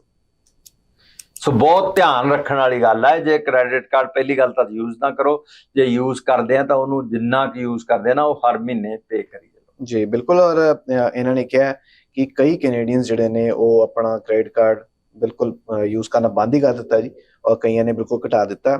ਲੋਅਰ ਇਨਕਮ ਹਾਊਸ ਹੋਲਡ ਨੂੰ ਸਭ ਤੋਂ ਜ਼ਿਆਦਾ ਪ੍ਰੋਬਲਮ ਆ ਰਹੀ ਹੈ ਸਪੈਂਡਿੰਗ ਦੇ ਉੱਪਰ, ਕਿਉਂਕਿ ਉਹੀ ਗੱਲ ਹੈ ਜਦੋਂ ਆਪਣਾ ਕ੍ਰੈਡਿਟ ਕਾਰਡ ਉਹ ਪੇ ਨਹੀਂ ਕਰ ਸਕਦੇ ਫਿਰ ਉਸ ਤੋਂ ਬਾਅਦ ਕ੍ਰੈਡਿਟ ਉਹ ਕੀ ਕਹਿੰਦੇ ਨੇ ਉਹਨੂੰ, ਉਹ ਵੀ ਆ ਜਾਂਦਾ ਹੈ ਕਿ ਜੀ ਤੁਹਾਡਾ ਕ੍ਰੈਡਿਟ ਖਰਾਬ ਹੋ ਗਿਆ, ਫਿਰ ਨਵਾਂ ਘਰ ਲੈਣਾ ਪੈਂਦਾ, ਉਹ ਵੀ ਨਹੀਂ ਲੈ ਸਕਦੇ, ਗੱਡੀ ਲੈਣੀ। ਹੁਣ ਦੂਜੀ ਗੱਲ ਇੱਕ ਹੋਰ ਮੈਂ ਸ਼ੇਅਰ ਕਰੂੰਗਾ, ਜੇ ਤੁਹਾਡਾ ਸਪੋਜ਼ ਕਰੋ ਕ੍ਰੈਡਿਟ ਕਾਰਡ ਦਾ ਬਿੱਲ ਆ ਗਿਆ ਤੇ ਤੁਸੀਂ ਉਹਦੀ ਮਿਨੀਮਮ ਪੇਮੈਂਟ ਜ਼ਰੂਰ ਕਰੋ। ਜੇ ਤੁਸੀਂ ਮਿਨੀਮਮ ਪੇਮੈਂਟ ਘੱਟ ਤੋਂ ਘੱਟ ਕਰ ਜਾਂਦੇ ਨਾ ਤਾਂ ਫਿਰ ਤੁਹਾਡਾ ਕ੍ਰੈਡਿਟ ਤੇ ਇਫੈਕਟ ਨਹੀਂ ਪੈਂਦਾ। ਪਰ ਤੁਸੀਂ ਸਪੋਜ਼ ਕਰੋ $5000 ਤੁਹਾਡਾ ਬੈਲੈਂਸ ਆ ਤੇ ਮਿਨੀਮਮ ਪੇਮੈਂਟ ਉਹ ਕਹਿੰਦੇ ਆ ਵੀ $300 ਕਰੋ, ਤੁਸੀਂ ਉਹ $300 ਕਰ ਵੀ ਦਿੱਤੀ ਨਾ, ਜਿਹੜਾ ਤੁਹਾਡਾ ਅਗਲੇ ਮਹੀਨੇ ਦਾ ਬਿੱਲ ਆ ਉਹ 5000 ਦੀ ਬਜਾਏ 5400 ਹੋਰ ਵੱਧ ਜਾਊਗਾ ਜੀ। ਹਾਂਜੀ ਬਿਲਕੁਲ। ਫਿਰ ਤੁਸੀਂ ਉਹ ਇਸੇ ਚੱਕਰ 'ਚ ਹੀ ਰਹਿ ਜਾਂਦੇ ਆ। ਸਰਕਲ ਹੈ ਜੀ ਬਹੁਤ ਵੱਡਾ। ਡੈਟ ਜਿਹੜਾ ਉਧਾਰ ਜਿਹੜਾ ਹੈ, ਉਧਾਰ ਕੀ ਜ਼ਿੰਦਗੀ, ਇਹ ਬਹੁਤ ਵੱਡਾ ਇੱਕ ਇਸ਼ੂ ਹੈ। ਔਰ ਹੁਣ ਇਨਫਲੇਸ਼ਨ ਦੇ ਕਾਰਨ, ਹਾਈ ਇੰਟਰਸਟ ਰੇਟ ਦੇ ਕਾਰਨ ਲੋਕਾਂ ਦੇ ਖਰਚੇ ਜਿਹੜੇ ਨੇ ਉਹ ਵੱਧਦੇ ਜਾ ਰਹੇ ਨੇ। ਰੈਂਟ ਵੱਧ ਗਿਆ ਸੀ, ਬਾਰ-ਬਾਰ ਡਿਸਕਸ ਕਰਦੇ ਹਾਂ ਜੀ ਇਹ ਪ੍ਰੋਗਰਾਮਾਂ ਦੇ ਵਿੱਚ, ਪਰ ਇਹ ਜਿਹੜਾ ਇੱਕ ਬਹੁਤ ਹੀ ਚਿੰਤਾ ਦਾ ਵਿਸ਼ਾ ਹੈ। ਔਰ ਹੁਣ ਟ੍ਰਿਲੀਅਨਸ ਦੇ ਵਿੱਚ ਔਰ ਬਿਲੀਅਨਸ ਦੇ ਵਿੱਚ ਗੱਲਾਂ ਹੋ ਰਹੀਆਂ ਨੇ, ਜੋ ਕਿ ਮੈਨੂੰ ਲੱਗਦਾ ਹੈ ਕਿ ਇਹਨਾਂ ਬੈਂਕਾਂ ਲਈ ਵੀ ਔਰ ਕ੍ਰੈਡਿਟ ਯੂਨੀਅਨਸ ਲਈ ਵੀ ਇੱਕ ਚਿੰਤਾ ਦਾ ਵਿਸ਼ਾ ਹੈ ਜੀ। ਚਲਿਏ ਫਿਰ ਭਾਜੀ ਪੰਜਾਬ। ਬਿਲਕੁਲ ਜੀ। ਹੈ ਤੁਸੀਂ ਮਾਲਕ ਹੋ, ਜਿੱਥੇ ਮਰਜ਼ੀ ਲੈ। ਠੀਕ ਹੈ, ਮਾਲਕ ਤੁਸੀਂ ਹੋ, ਹੈ ਅਸੀਂ ਤੁਹਾਡੇ ਤੋਂ ਚਾਲਕ ਹਾਂ। ਮਾਲਕ ਤੁਸੀਂ, ਚਾਲਕ ਹਾਂ ਜੀ ਅਸੀਂ। ਤੇ ਲਓ ਜੀ ਅਸੀਂ ਚੱਲ ਪਏ ਹਾਂ ਔਰ ਪਹੁੰਚਣ ਲੱਗੇ ਹਾਂ, ਪਰ ਜਿਹੜੀ ਲਾਲ ਡਾਇਰੀ ਮੇਰੇ ਵੱਲ ਵੇਖ ਰਹੀ ਹੈ ਔਰ ਬੜਾ ਕੁਛ ਪੰਜਾਬੀ ਦੇ ਵਿੱਚ ਹੈ ਲਿਖਿਆ ਹੋਇਆ, ਪੂਰੀ ਤੁਹਾਡੀ ਜਿਹੜੀ ਸ਼ਾਇਰੀ ਹੈ। ਸੋ ਲਿਆਓ ਜੀ ਸ਼ਾਇਰੀ ਫਰੋਮ ਦੀ ਡਾਇਰੀ। ਸ਼ਾਇਰੀ ਫਰੋਮ ਦ ਡਾਇਰੀ। ਇਰਸ਼ਾਦ ਜੀ ਤੁਹਾਡੇ ਲਈ ਹੈ ਸਭੀ ਜੀ। ਅੱਛਾ, ਵਾਹ ਜੀ ਵਾਹ। ਡਾਇਰੀ, ਵਾਹ, ਨੋਟ ਸ਼ਾਇਰੀ। ਨਹੀਂ, ਸ਼ਾਇਰੀ ਵੀ ਤੁਹਾਡੇ ਲਈ। ਅੱਛਾ, ਬਿਕਾਜ਼ ਜੇ ਡਾਇਰੀ ਤੁਹਾਡੇ ਲਈ ਹੋਗੀ ਤਾਂ ਸ਼ਾਇਰੀ ਵੀ ਤੁਹਾਡੇ ਲਈ ਹੋਗੀ। ਜੀ ਜੀ ਜੀ, ਲਿਆਓ ਜੀ। ਮੈਂ ਤਾਂ ਬਸ ਪੜਨ ਦਿੰਦਾ। ਅੱਛਾ, ਜਜ਼ਬਾਤ ਇੱਧਰ ਨੇ। ਹੈ ਉਹ ਕਹਿੰਦੇ ਜੀ, ਨਸੀਬਾਂ ਦੇ ਲੇਖ ਕੋਈ ਮੋੜ ਨਹੀਂ ਸਕਦਾ। ਅੱਛਾ, ਨਸੀਬਾਂ ਦੇ ਲੇਖ ਕੋਈ ਮੋੜ ਨਹੀਂ ਸਕਦਾ, ਹੋਵੇ ਰੱਬ ਤੇ ਇਤਬਾਰ ਤੇ ਕੋਈ ਤੋੜ ਨਹੀਂ ਸਕਦਾ। ਹੋਵੇ ਰੱਬ ਤੇ ਇਤਬਾਰ ਤਾਂ ਕੋਈ ਤੋੜ ਨਹੀਂ ਸਕਦਾ, ਮਿਲਦੇ ਨਸੀਬਾਂ ਦੇ ਨਾਲ ਨੇ ਪਿਆਰ ਸੱਚੇ। ਅੱਛਾ, ਮਿਲਦੇ ਨਸੀਬਾਂ ਦੇ ਨਾਲ ਨੇ ਪਿਆਰ ਸੱਚੇ, ਲੱਖ ਚਾਹੇ ਕੋਈ ਕਿਸੇ ਦੇ ਨਾਲ ਰਿਸ਼ਤਾ ਜੋੜ ਨਹੀਂ ਸਕਦਾ। ਕਿਆ ਬਾਤ ਹੈ, ਕਿਆ ਬਾਤ ਹੈ। ਇਹ ਤਾਂ ਫਿਰ ਉਹ ਆਪੇ ਜੁੜਦਾ, ਉਹ ਆਪੇ ਜੁੜਦਾ। ਜੁੜ ਜਾਣਾ ਜੀ, ਕੋਈ ਨਹੀਂ, ਅੱਜ ਫਰਾਈਡੇ ਹੈ। ਉਹ ਤੁਸੀਂ ਉਧਰ ਇਸ਼ਾਰਾ ਕਰਦੇ ਕੈਮਰੇ ਨਾਲ, ਉਧਰ ਜਿਹੜੇ ਕਹਿੰਦਾ ਪ੍ਰੋਗਰਾਮ ਦੇਖਦੇ ਹੋਣੇ ਆ ਟੀਵੀ ਦੇ, ਹੈ ਰਿਮੋਟ, ਜਦੋਂ ਸੁਰਿਤਮ ਰਾਏ ਸਾਹਿਬ ਬੋਲਦੇ ਉਦੋਂ ਵਾਲੀਅਮ ਉੱਚਾ ਹੋ ਜਾਂਦਾ ਹੋਣਾ, ਜਦੋਂ ਮੈਂ ਬੋਲਦਾ ਘੱਟ ਦਿੰਦਾ। ਉਹ ਛੱਡ ਯਾਰ, ਹੈ ਕਰ ਦੋ ਨਾ, ਉਹ ਰਾਏ ਸਾਹਿਬ ਉੱਚਾ ਕਰੋ ਜੀ, ਹੈ ਸ਼ਾਇਰੀ ਬੋਲਣ ਲੱਗੇ ਆ। ਉਹ ਖਬਰਾਂ ਤੇ ਘਟਾ ਦਿੰਦੇ ਹੋਣੇ ਆ, ਕੰਮ ਕੁਮ ਕਰ ਲੈਂਦੇ ਹੋਣੇ ਆਪਣਾ। ਸ਼ਾਇਰੀ ਦਾ ਟਾਈਮ ਹੋ ਗਿਆ, ਚੱਲ ਵੀ। ਚਲੋ ਜੀ, ਵਧੀਆ ਜੀ, ਬਹੁਤ ਵਧੀਆ। ਤੇ ਭਾਜੀ ਭਾਰਤ ਦੇ ਵਿੱਚ ਇੰਡੀਆ ਹੂੰ ਦੀਆਂ ਖਬਰਾਂ ਚੱਲ ਰਹੀਆਂ ਨੇ, ਭਾਰਤ ਦੇ ਵਿੱਚ, ਹਿੰਦੁਸਤਾਨ ਦੇ ਵਿੱਚ ਇੰਡੀਆ ਦੀ ਜਿਹੜੀਆਂ ਖਬਰਾਂ ਨੇ ਉਹ ਬਹੁਤ ਜ਼ਿਆਦਾ ਚੱਲ ਰਹੀਆਂ ਨੇ। ਦੇਖੋ ਔਰ ਇੱਕ ਇਹ ਨਾ ਇੱਕ ਬਹੁਤ ਵੱਡਾ ਇਸ਼ੂ ਹੈ ਜੀ ਵੀ ਭਾਰਤ ਦੇ ਵਿੱਚ ਇੰਡੀਆ ਦੀਆਂ ਖਬਰਾਂ ਚੱਲਦੀਆਂ, ਇਹ ਕਿਵੇਂ ਹੋ ਸਕਦਾ? ਉਹੀ ਤਾਂ ਗੱਲ, ਇਹ ਬਿਲਕੁਲ ਸਹੀ ਗੱਲ ਹੈ ਜੀ। ਭਾਰਤ ਦੇ ਵਿੱਚ ਕਹਿੰਦੇ ਕਿ ਇੰਡੀਆ, ਅੱਛਾ ਤੁਸੀਂ ਹੈਡਲਾਈਨਸ ਦੇਖੋ ਜੀ, ਹੂੰ ਹੈਡਲਾਈਨਸ ਇਹ ਹੈ, ਜੇ ਤੁਸੀਂ ਅਖਬਾਰ ਚੱਕ ਕੇ ਦੇਖੋਗੇ ਉੱਥੇ ਜਾਂ ਵੈਬਸਾਈਟਾਂ ਚੱਕ ਕੇ ਦੇਖੋਗੇ, PM ਮੋਦੀ ਦਾ ਇੰਡੀਆ ਤੇ ਹਮਲਾ, I.N.D.I.A, ਮਤਲਬ ਉਦਾਂ ਇੰਡੀਆ ਉਦਾਂ ਨਹੀਂ ਪੜਨਾ ਆਪਾਂ, ਮਤਲਬ ਇਦਾਂ ਨਹੀਂ ਲਿਖਿਆ ਉਹਨਾਂ ਨੇ। ਦੇਖੋ ਪਲੇ ਸੇਫ, ਦੇਖੋ ਇਹਨਾਂ ਨੇ ਬਹੁਤ ਵਧੀਆ ਕਰਿਆ ਇਹ, ਹਾਂਜੀ ਹਾਂਜੀ, ਜਿਹੜਾ ਹਮਲਾ ਕਰਿਆ ਨਾ ਇੰਡੀਆ ਤੇ। ਦੇਖੋ ਕਿੰਨੀ ਗਲਤ ਗੱਲ ਹੈ ਵੈਸੇ। ਨਹੀਂ ਗਲਤ ਨਹੀਂ, हाँ ਠੀਕ ਹੈ। अच्छा, ਉਹ ਤਾਂ ਹੀ ਤਾਂ ਕਹਿੰਦੇ ਆ ਵੀ ਇੰਡੀਆ, शुक्र है भारत का इंडिया पे हमला नहीं ਨਹੀਂ ਉਹ ਤਾਂ ਹੀ ਕਹਿੰਦੇ ਨਾ ਵੀ ਇੰਡੀਆ ਨੂੰ ਚੇਂਜ ਕਰਕੇ ਭਾਰਤ ਕਰ ਦਿਓ। ਕਰ ਹੀ ਦਿਓ, ਮੈਂ ਤਾਂ ਕਹਿੰਦਾ ਭਾਜੀ, ਹੁਣ ਤਾਂ ਬਹੁਤ ਡਿਬੇਟ ਚੱਲ ਪਈਆਂ। ਅੱਛਾ, ਕਹਿੰਦੇ ਕਿ ਵਿਰੋਧੀ ਗਠਜੋੜ ਸਨਾਤਨ ਵਿਰੋਧੀ ਹੈ, ਇਹ ਕਹਿਣਾ ਹੈ ਉਹਨਾਂ ਦੀ ਪਾਰਟੀ ਦਾ, ਬੀਜੇਪੀ ਔਰ PM ਮੋਦੀ ਦਾ ਕਿਹਾ ਜਾ ਰਿਹਾ ਹੈ ਕਿ ਉਹਨਾਂ ਨੇ ਕਿਹਾ ਹੈ ਕਿ ਇਹ ਬਿਲਕੁਲ ਕਹਿ ਲੋ ਕਿ ਬਿਲਕੁਲ ਵਿਰੋਧੀ ਨੇ ਜੀ। ਬਿਲਕੁਲ, ਉਹ ਕਹਿੰਦੇ ਜੀ ਇੰਡੀਆ ਨੂੰ ਤਬਾਹ ਕਰ ਦੇਣਗੇ। ਤੇ ਨਾਮ ਹੀ ਇੰਡੀਆ ਉਹਨਾਂ ਦਾ, ਭਾਰਤ ਨੂੰ ਨਹੀਂ, ਭਾਰਤ ਨਹੀਂ, ਹਿੰਦੁਸਤਾਨ ਨੂੰ, ਭਾਰਤ ਨਹੀਂ ਗਿਆ ਉਹਨਾਂ ਨੇ ਹਲੇ। ਅੱਛਾ ਅੱਛਾ, ਹਲੇ ਕਹਿੰਦੇ ਇੰਡੀਆ ਨੂੰ ਤਬਾਹ ਕਰ ਦੇਣਗੇ, ਇੰਡੀਆ ਹੀ। ਹਾਂ। ਸੋ ਭਾਰਤ ਦਾ ਕਹਿਣਗੇ ਜਦੋਂ ਹੁਣ ਸੈਸ਼ਨ ਸ਼ੁਰੂ ਹੋਣਾ, ਹਾਂਜੀ ਸਪੈਸ਼ਲ ਸੈਸ਼ਨ, ਹਾਂਜੀ, ਸ਼ਾਇਦ ਉਹਦੇ ਚ ਭਾਰਤ ਨਿਕਲਿਆ ਵੇ। ਉਹੀ ਤਾਂ ਮੈਂ ਕਹਿ ਰਿਹਾ। ਤੇ ਹੁਣ ਜਦੋਂ G20 ਦੀ ਸਫਲਤਾ ਦੀ ਅਸੀਂ ਗੱਲਬਾਤ ਕਰਦੇ ਹਾਂ, ਉਸ ਦੇ ਨਾਲ ਨਾਲ ਮੋਦੀ ਸਾਹਿਬ ਦੇ ਕਈ ਜਿਹੜੇ ਨਵੇਂ ਪ੍ਰੋਜੈਕਟਸ ਕਹਿ ਲਓ ਉਹਦੀ ਸ਼ੁਰੂਆਤ ਕਰਨ ਜਾ ਰਹੇ ਨੇ, ਹੋ ਰਹੇ ਨੇ, ਬਹੁਤ ਸਾਰੀਆਂ ਚੀਜ਼ਾਂ ਹੋ ਰਹੀਆਂ ਨੇ। ਉਸ ਦੇ ਵਿੱਚ ਜਿਹੜਾ ਅਲਾਇੰਸ ਹੋਇਆ ਭਾਜੀ, ਅਲਾਇੰਸ ਕਰਕੇ ਕਹਿੰਦੇ ਨੇ ਕਿ ਇਹ ਉਹਨਾਂ ਨੇ ਸਾਫ਼-ਸਾਫ਼ ਕਹਿ ਦਿੱਤਾ ਕਿ ਉਹ ਤਾਂ ਚਲੋ ਵਿਰੋਧੀ ਹੋਈ ਨੇ, ਸੇ ਉਹਨਾਂ ਦੀ ਕੀ ਗੱਲ ਕਰ। ਦੇਖੋ, ਵਿਰੋਧੀ ਦੀ ਤਾਂ ਗੱਲ ਕਰਨੀ ਚਾਹੀਦੀ ਹੈ। ਜਦੋਂ ਸ਼ਵੀ ਜੀ ਆਪਾਂ ਕਈ ਵਾਰੀ ਗੱਲ ਕਰਦੇ ਹੁੰਦੇ ਆ, ਜਿਹੜਾ ਹੈਲਦੀ ਕੰਪੀਟੀਸ਼ਨ ਹੈ ਨਾ, ਉਹ ਬਹੁਤ ਵਧੀਆ ਕੰਪੀਟੀਸ਼ਨ ਹੈ ਜੀ। ਜੇ ਕੰਪੀਟੀਸ਼ਨ ਨਾ ਹੋਵੇ ਤਾਂ ਫਿਰ ਤਾਂ ਉਹ ਕੰਮ ਕਰਨ ਦਾ ਸਵਾਦ ਹੀ ਨਹੀਂ ਆਉਂਦਾ ਜੀ। ਹੁਣ ਜਿਹੜਾ ਇੰਡੀਆ ਗਠਬੰਧਨ ਹੈ, ਉਹ ਇੱਕ ਬਹੁਤ ਵਧੀਆ ਮੇਰਾ ਖਿਆਲ ਚੀਜ਼ ਹੋਈ ਹੈ, ਜਿਹੜੀ ਹੋਣੀ ਚਾਹੀਦੀ ਸੀ ਬਹੁਤ ਪਹਿਲਾਂ ਜੀ। ਹੁਣ ਉਹਨਾਂ ਦਾ ਮੇਨ ਮਕਸਦ ਕੀ ਹੈ ਵੀ ਮੋਦੀ ਸਾਹਿਬ ਨੂੰ ਹਟਾਉਣਾ, ਜਿੱਦਾਂ ਕਿੱਦਾਂ ਵੀ, ਹਾਂਜੀ, ਜਿੱਦਾਂ ਕਿੱਦਾਂ ਵੀ। ਹਾਂਜੀ। ਹੁਣ ਮੋਦੀ ਸਾਹਿਬ ਕਹਿੰਦੇ ਵੀ ਉਹਨਾਂ ਤੋਂ ਬਚ ਕੇ ਰਹੋ, ਕਿਉਂਕਿ ਉਹ ਤਾਂ ਵਿਰੋਧੀ ਨੇ, ਉਹਦਾ ਵਿਰੋਧੀ ਹੈ, ਉਹ ਤਾਂ ਕਹਿਣਾ ਹੀ ਹੈ। ਹਾਂ, ਸੋ ਪ੍ਰਧਾਨ ਮੰਤਰੀ ਮੋਦੀ ਸਾਹਿਬ ਨੇ ਕਿਹਾ ਕਿ ਉਹਨਾਂ ਦੀ ਨੀਤੀ ਹੈ ਕਿ ਰਣਨੀਤੀ ਭਾਰਤ ਦੇ ਸੱਭਿਆਚਾਰ ਤੇ ਹਮਲਾ ਕਰਨਾ ਹੈ। ਭਾਰਤੀ ਗਠਜੋੜ ਦੀ ਰਣਨੀਤੀ ਭਾਰਤ ਦੇ ਵਿਸ਼ਵਾਸ ਤੇ ਹਮਲਾ ਕਰਨਾ ਹੈ। ਜਿਹੜਾ ਇੰਡੀਆ ਗਠਜੋੜ ਦਾ ਇਰਾਦਾ ਉਹਨਾਂ ਵਿਚਾਰਾਂ, ਕਦਰਾਂ, ਕੀਮਤਾਂ ਅਤੇ ਪਰੰਪਰਾਵਾਂ ਨੂੰ ਨਸ਼ਟ ਕਰਨਾ ਹੈ ਜੋ ਹਜ਼ਾਰਾਂ ਸਾਲਾਂ ਤੋਂ ਭਾਰਤ ਨਾਲ ਜੁੜੇ ਹੋਏ ਹਨ। ਔਰ ਉਹਨਾਂ ਨੇ ਕਿਹਾ ਕਿ ਸਨਾਤਨ ਦੇਸ਼ ਦੀ ਏਕਤਾ ਦਾ ਆਧਾਰ ਹੈ। ਵਿਰੋਧੀ ਧਿਰ ਦੇਸ਼ ਨੂੰ ਗੁਲਾਮ ਬਣਾਉਣਾ ਚਾਹੁੰਦਾ ਹੈ।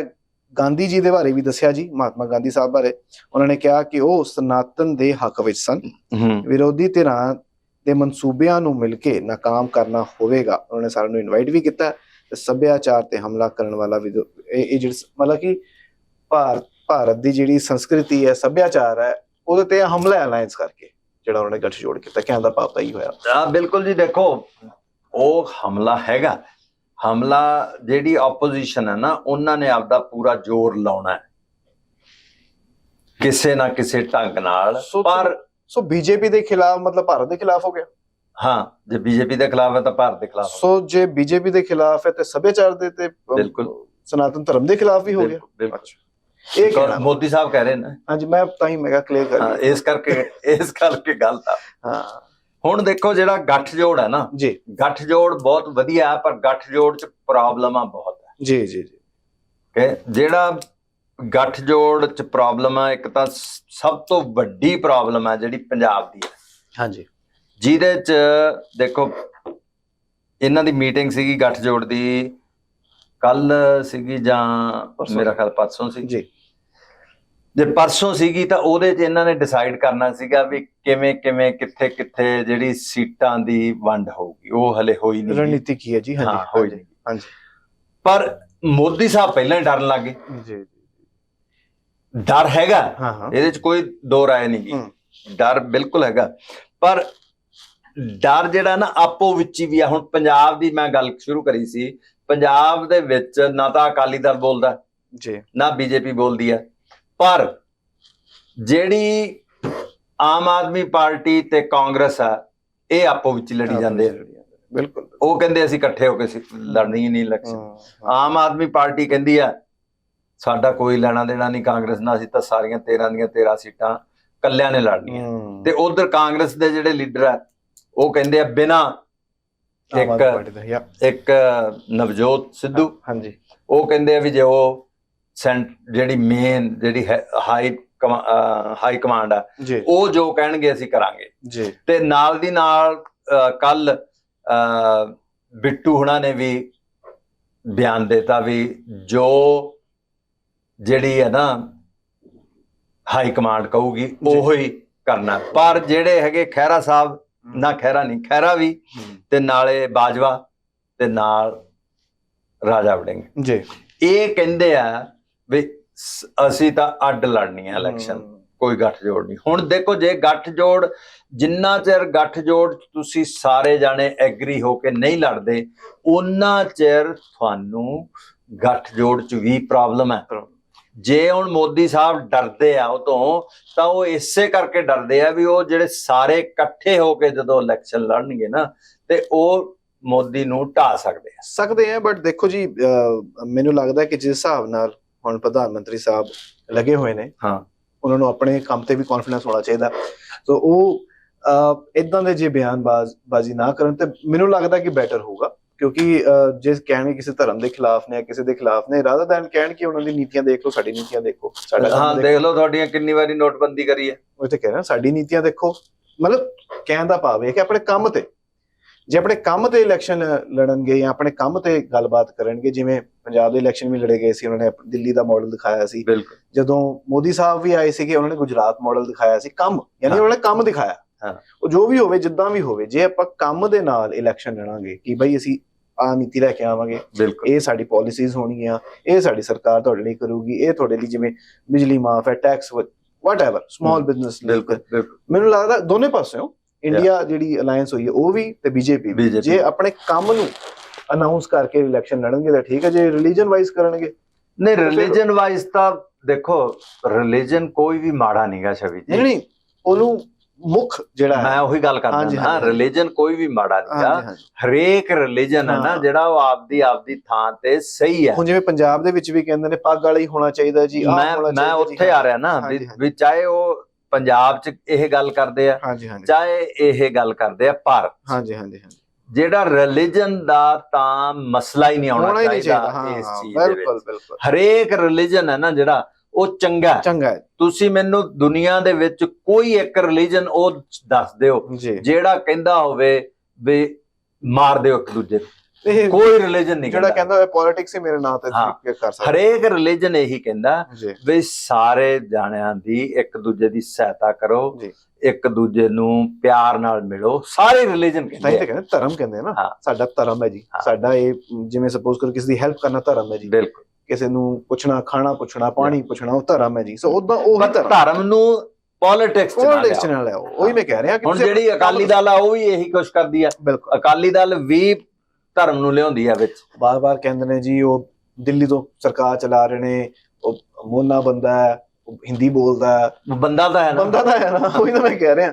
ਸੋ ਇਹ ਜਿਹੜੀਆਂ ਚੀਜ਼ਾਂ ਨੇ ਇਹਨਾਂ ਤੋਂ ਮੈਨੂੰ ਲੱਗਦਾ ਹਟ ਕੇ ਬਿਆਨਬਾਜ਼ੀ ਹੋਣੀ ਚਾਹੀਦੀ ਦੋਨੇ ਪਾਸਿਓਂ ਹੀ, ਉੱਥੋਂ ਵੀ ਤੇ ਇੱਥੋਂ ਵੀ। ਤੇ ਕੰਮ ਦੇ ਉੱਪਰ ਜੇ ਇਲੈਕਸ਼ਨ ਹੋਣਗੇ ਤਾਂ ਮੈਨੂੰ ਲੱਗਦਾ ਵੈਸੇ ਇੱਕ ਗੱਲ ਬਹੁਤ ਵਧੀਆ ਹੋਈ ਹੈ ਇਹਦੇ ਚੋਂ ਜੀ, ਮੋਦੀ ਸਾਹਿਬ ਡਰੇ ਤਾਂ ਹੈ ਨਾ। ਦੇਖੋ ਅੱਗੋਂ ਜਿਹੜੇ 36 ਇੰਚ ਵਾਲੇ 56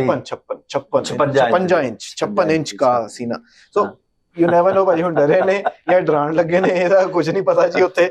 ਪਰ ਇਹ ਜ਼ਰੂਰ ਹੈ ਕਿ ਇਹਦਾ ਨਿਚੋੜ ਜੋ ਅਸੀਂ ਲੈ ਕੇ ਆਏ ਹਾਂ ਡਿਸਕਸ਼ਨ ਦਾ, ਕਿ ਕੋਈ ਵੀ ਤੁਸੀਂ ਬਿਆਨਬਾਜ਼ੀ ਕਰਨੀ ਹੈ, ਭਾਵੇਂ ਪ੍ਰੋਵਿੰਸ਼ੀਅਲ ਇਲੈਕਸ਼ਨ ਹੋਣ ਯਾਨੀ ਸਟੇਟਸ ਦੇ ਇਲੈਕਸ਼ਨ ਹੋਣ, ਜਿਹੜੇ ਵੀ ਭਾਵੇਂ ਪੂਰੇ ਕਹਿ ਲਓ ਫੈਡਰਲ ਲੈਵਲ ਤੇ ਹੋਣ, ਤੇ ਕੰਮ ਦੇ ਨਾਲ ਕਰੋ ਤੇ ਉਹਦੇ ਨਾਲ ਜ਼ਿਆਦਾ ਵਧੀਆ ਹੋਏਗਾ। ਪਰਸਨਲਾਈਜ਼ ਔਰ ਰਿਲੀਜਨ ਵਾਈਜ਼ ਨਾ ਕਰੋ ਤਾਂ ਜ਼ਿਆਦਾ ਬੈਟਰ ਹੈ। तो भाजी चलिए फिर वापस चलिए। बिल्कुल जी, इंडिया और भारत तो वापस ਕੈਨੇਡਾ, ਕਲੋਨਾ ਛੱਡ ਜਾਓ। ਨਾਟ ਕੈਨੇਡਾ। ਨਹੀਂ, ਕਲੋਨਾ ਨਹੀਂ ਛੱਡਣਾ ਹੁਣ ਤਾਂ ਤੁਹਾਨੂੰ ਇੱਥੇ ਰੱਖਾਂਗੇ ਤੇ ਇੱਥੇ ਰੋਜ਼ ਤੁਹਾਡੀ ਹਾਜ਼ਰੀ ਭਰਾਵਾਂਗੇ ਭਾਜੀ। ਤੁਹਾਡੇ ਉਹ ਲਾ ਦੇਣਾ ਮੈਂ ਇੱਕ ਰਜਿਸਟਰ। ਨਹੀਂ, ਹੁਣ ਤਾਂ ਵੀਕਐਂਡ ਆ ਗਿਆ। ਵੀਕਐਂਡ ਤੋਂ ਬਾਅਦ ਸਹੀ, ਮੰਡੇ ਸਹੀ। ਲਓ ਜੀ, ਬਹੁਤ ਬਹੁਤ ਧੰਨਵਾਦ ਭਾਜੀ। ਧੰਨਵਾਦ ਸ਼ਵੀ ਜੀ, ਧੰਨਵਾਦ ਜੀ। ਹੈਵ ਅ ਗ੍ਰੇਟ ਵੀਕਐਂਡ ਭਾਜੀ। ਬਹੁਤ ਵਧੀਆ, ਬਹੁਤ ਧੰਨਵਾਦ ਜੀ ਤੁਹਾਡੇ ਸਾਰਿਆਂ ਦਾ ਵੀ ਜਿਹੜੇ ਪ੍ਰੋਗਰਾਮ ਰਾਹੀਂ ਸਾਡੇ ਨਾਲ ਜੁੜੇ। ਅਸੀਂ ਜਿਵੇਂ ਕਹਿੰਦੇ ਆ ਕਿ ਸਾਡੇ ਡਿਸਕਸ਼ਨ ਦੇ ਪ੍ਰੋਗਰਾਮ ਦੇ ਵਿੱਚ ਤੁਸੀਂ ਵੀ ਹਿੱਸਾ ਬਣ ਸਕਦੇ ਹੋ ਕਮੈਂਟ ਕਰਕੇ, ਸੋ ਜ਼ਰੂਰ ਸਾਨੂੰ ਕਮੈਂਟ ਕਰਿਓ। ਵੀਕਐਂਡ ਆਪਣਾ ਵਧੀਆ ਤਰੀਕੇ ਨਾਲ ਮਨਾਓ, ਆਪਣੇ ਦੋਸਤਾਂ ਨਾਲ, ਰਿਸ਼ਤੇਦਾਰਾਂ ਨਾਲ, ਜਾਂ ਵੀ ਘਰੇ ਬਹਿ ਕੇ ਆਰਾਮ ਨਾਲ। ਜੇ ਤੁਸੀਂ ਵੀਕਐਂਡ ਤੇ ਕੰਮ ਵੀ ਕਰ ਰਹੇ ਹੋ, ਮੈਨੂੰ ਪਤਾ ਕਿ ਮੋਸਟ ਆਫ ਜਿਹੜੀ ਕਮਿਊਨਿਟੀ ਹੈ ਉਹ ਕੰਮ ਵੀ ਕਰਦੀ ਹੈ, ਸੋ ਆਰਾਮ ਨਾਲ ਇਤਮਾਨ ਤੁਸੀਂ ਕੰਮ ਕਰੋ ਔਰ ਸਾਡੇ ਜਿਹੜੇ ਪ੍ਰੋਗਰਾਮਸ ਨੂੰ ਤੁਸੀਂ ਮਿਸ ਨਾ ਕਰਨਾ। ਟੀਵੀ ਜ਼ਰੂਰ ਔਨ ਕਰਕੇ ਰੱਖਣਾ, ਜਾਂ ਸਾਡੀ ਨੋਟੀਫਿਕੇਸ਼ਨਾਂ ਔਨ ਕਰ ਦਿਓ ਸੋਸ਼ਲ ਮੀਡੀਆ ਤੇ, ਤੁਹਾਡੇ ਤੱਕ ਅਸੀਂ ਪ੍ਰੋਗਰਾਮ ਜਿਹੜੇ ਨੇ ਉਹ ਪਹੁੰਚਾਉਂਦੇ ਰਵਾਂਗੇ। ਮੰਡੇ ਹੋਏਗੀ ਬ੍ਰਾਈਟਵੇਜ਼ ਪ੍ਰੋਗਰਾਮ ਦੇ ਵਿੱਚ ਫਿਰ ਮੁਲਾਕਾਤ ਸਵੇਰੇ 8 ਵਜੇ। ਆਪਣਾ ਧਿਆਨ ਰੱਖੋ ਜੀ, ਸਵਸਥ ਰਹੋ, ਮਸਤ ਰਹੋ ਔਰ ਦੇਖਦੇ ਰਹੋ ਜੀ BTV। B positive, B yourself.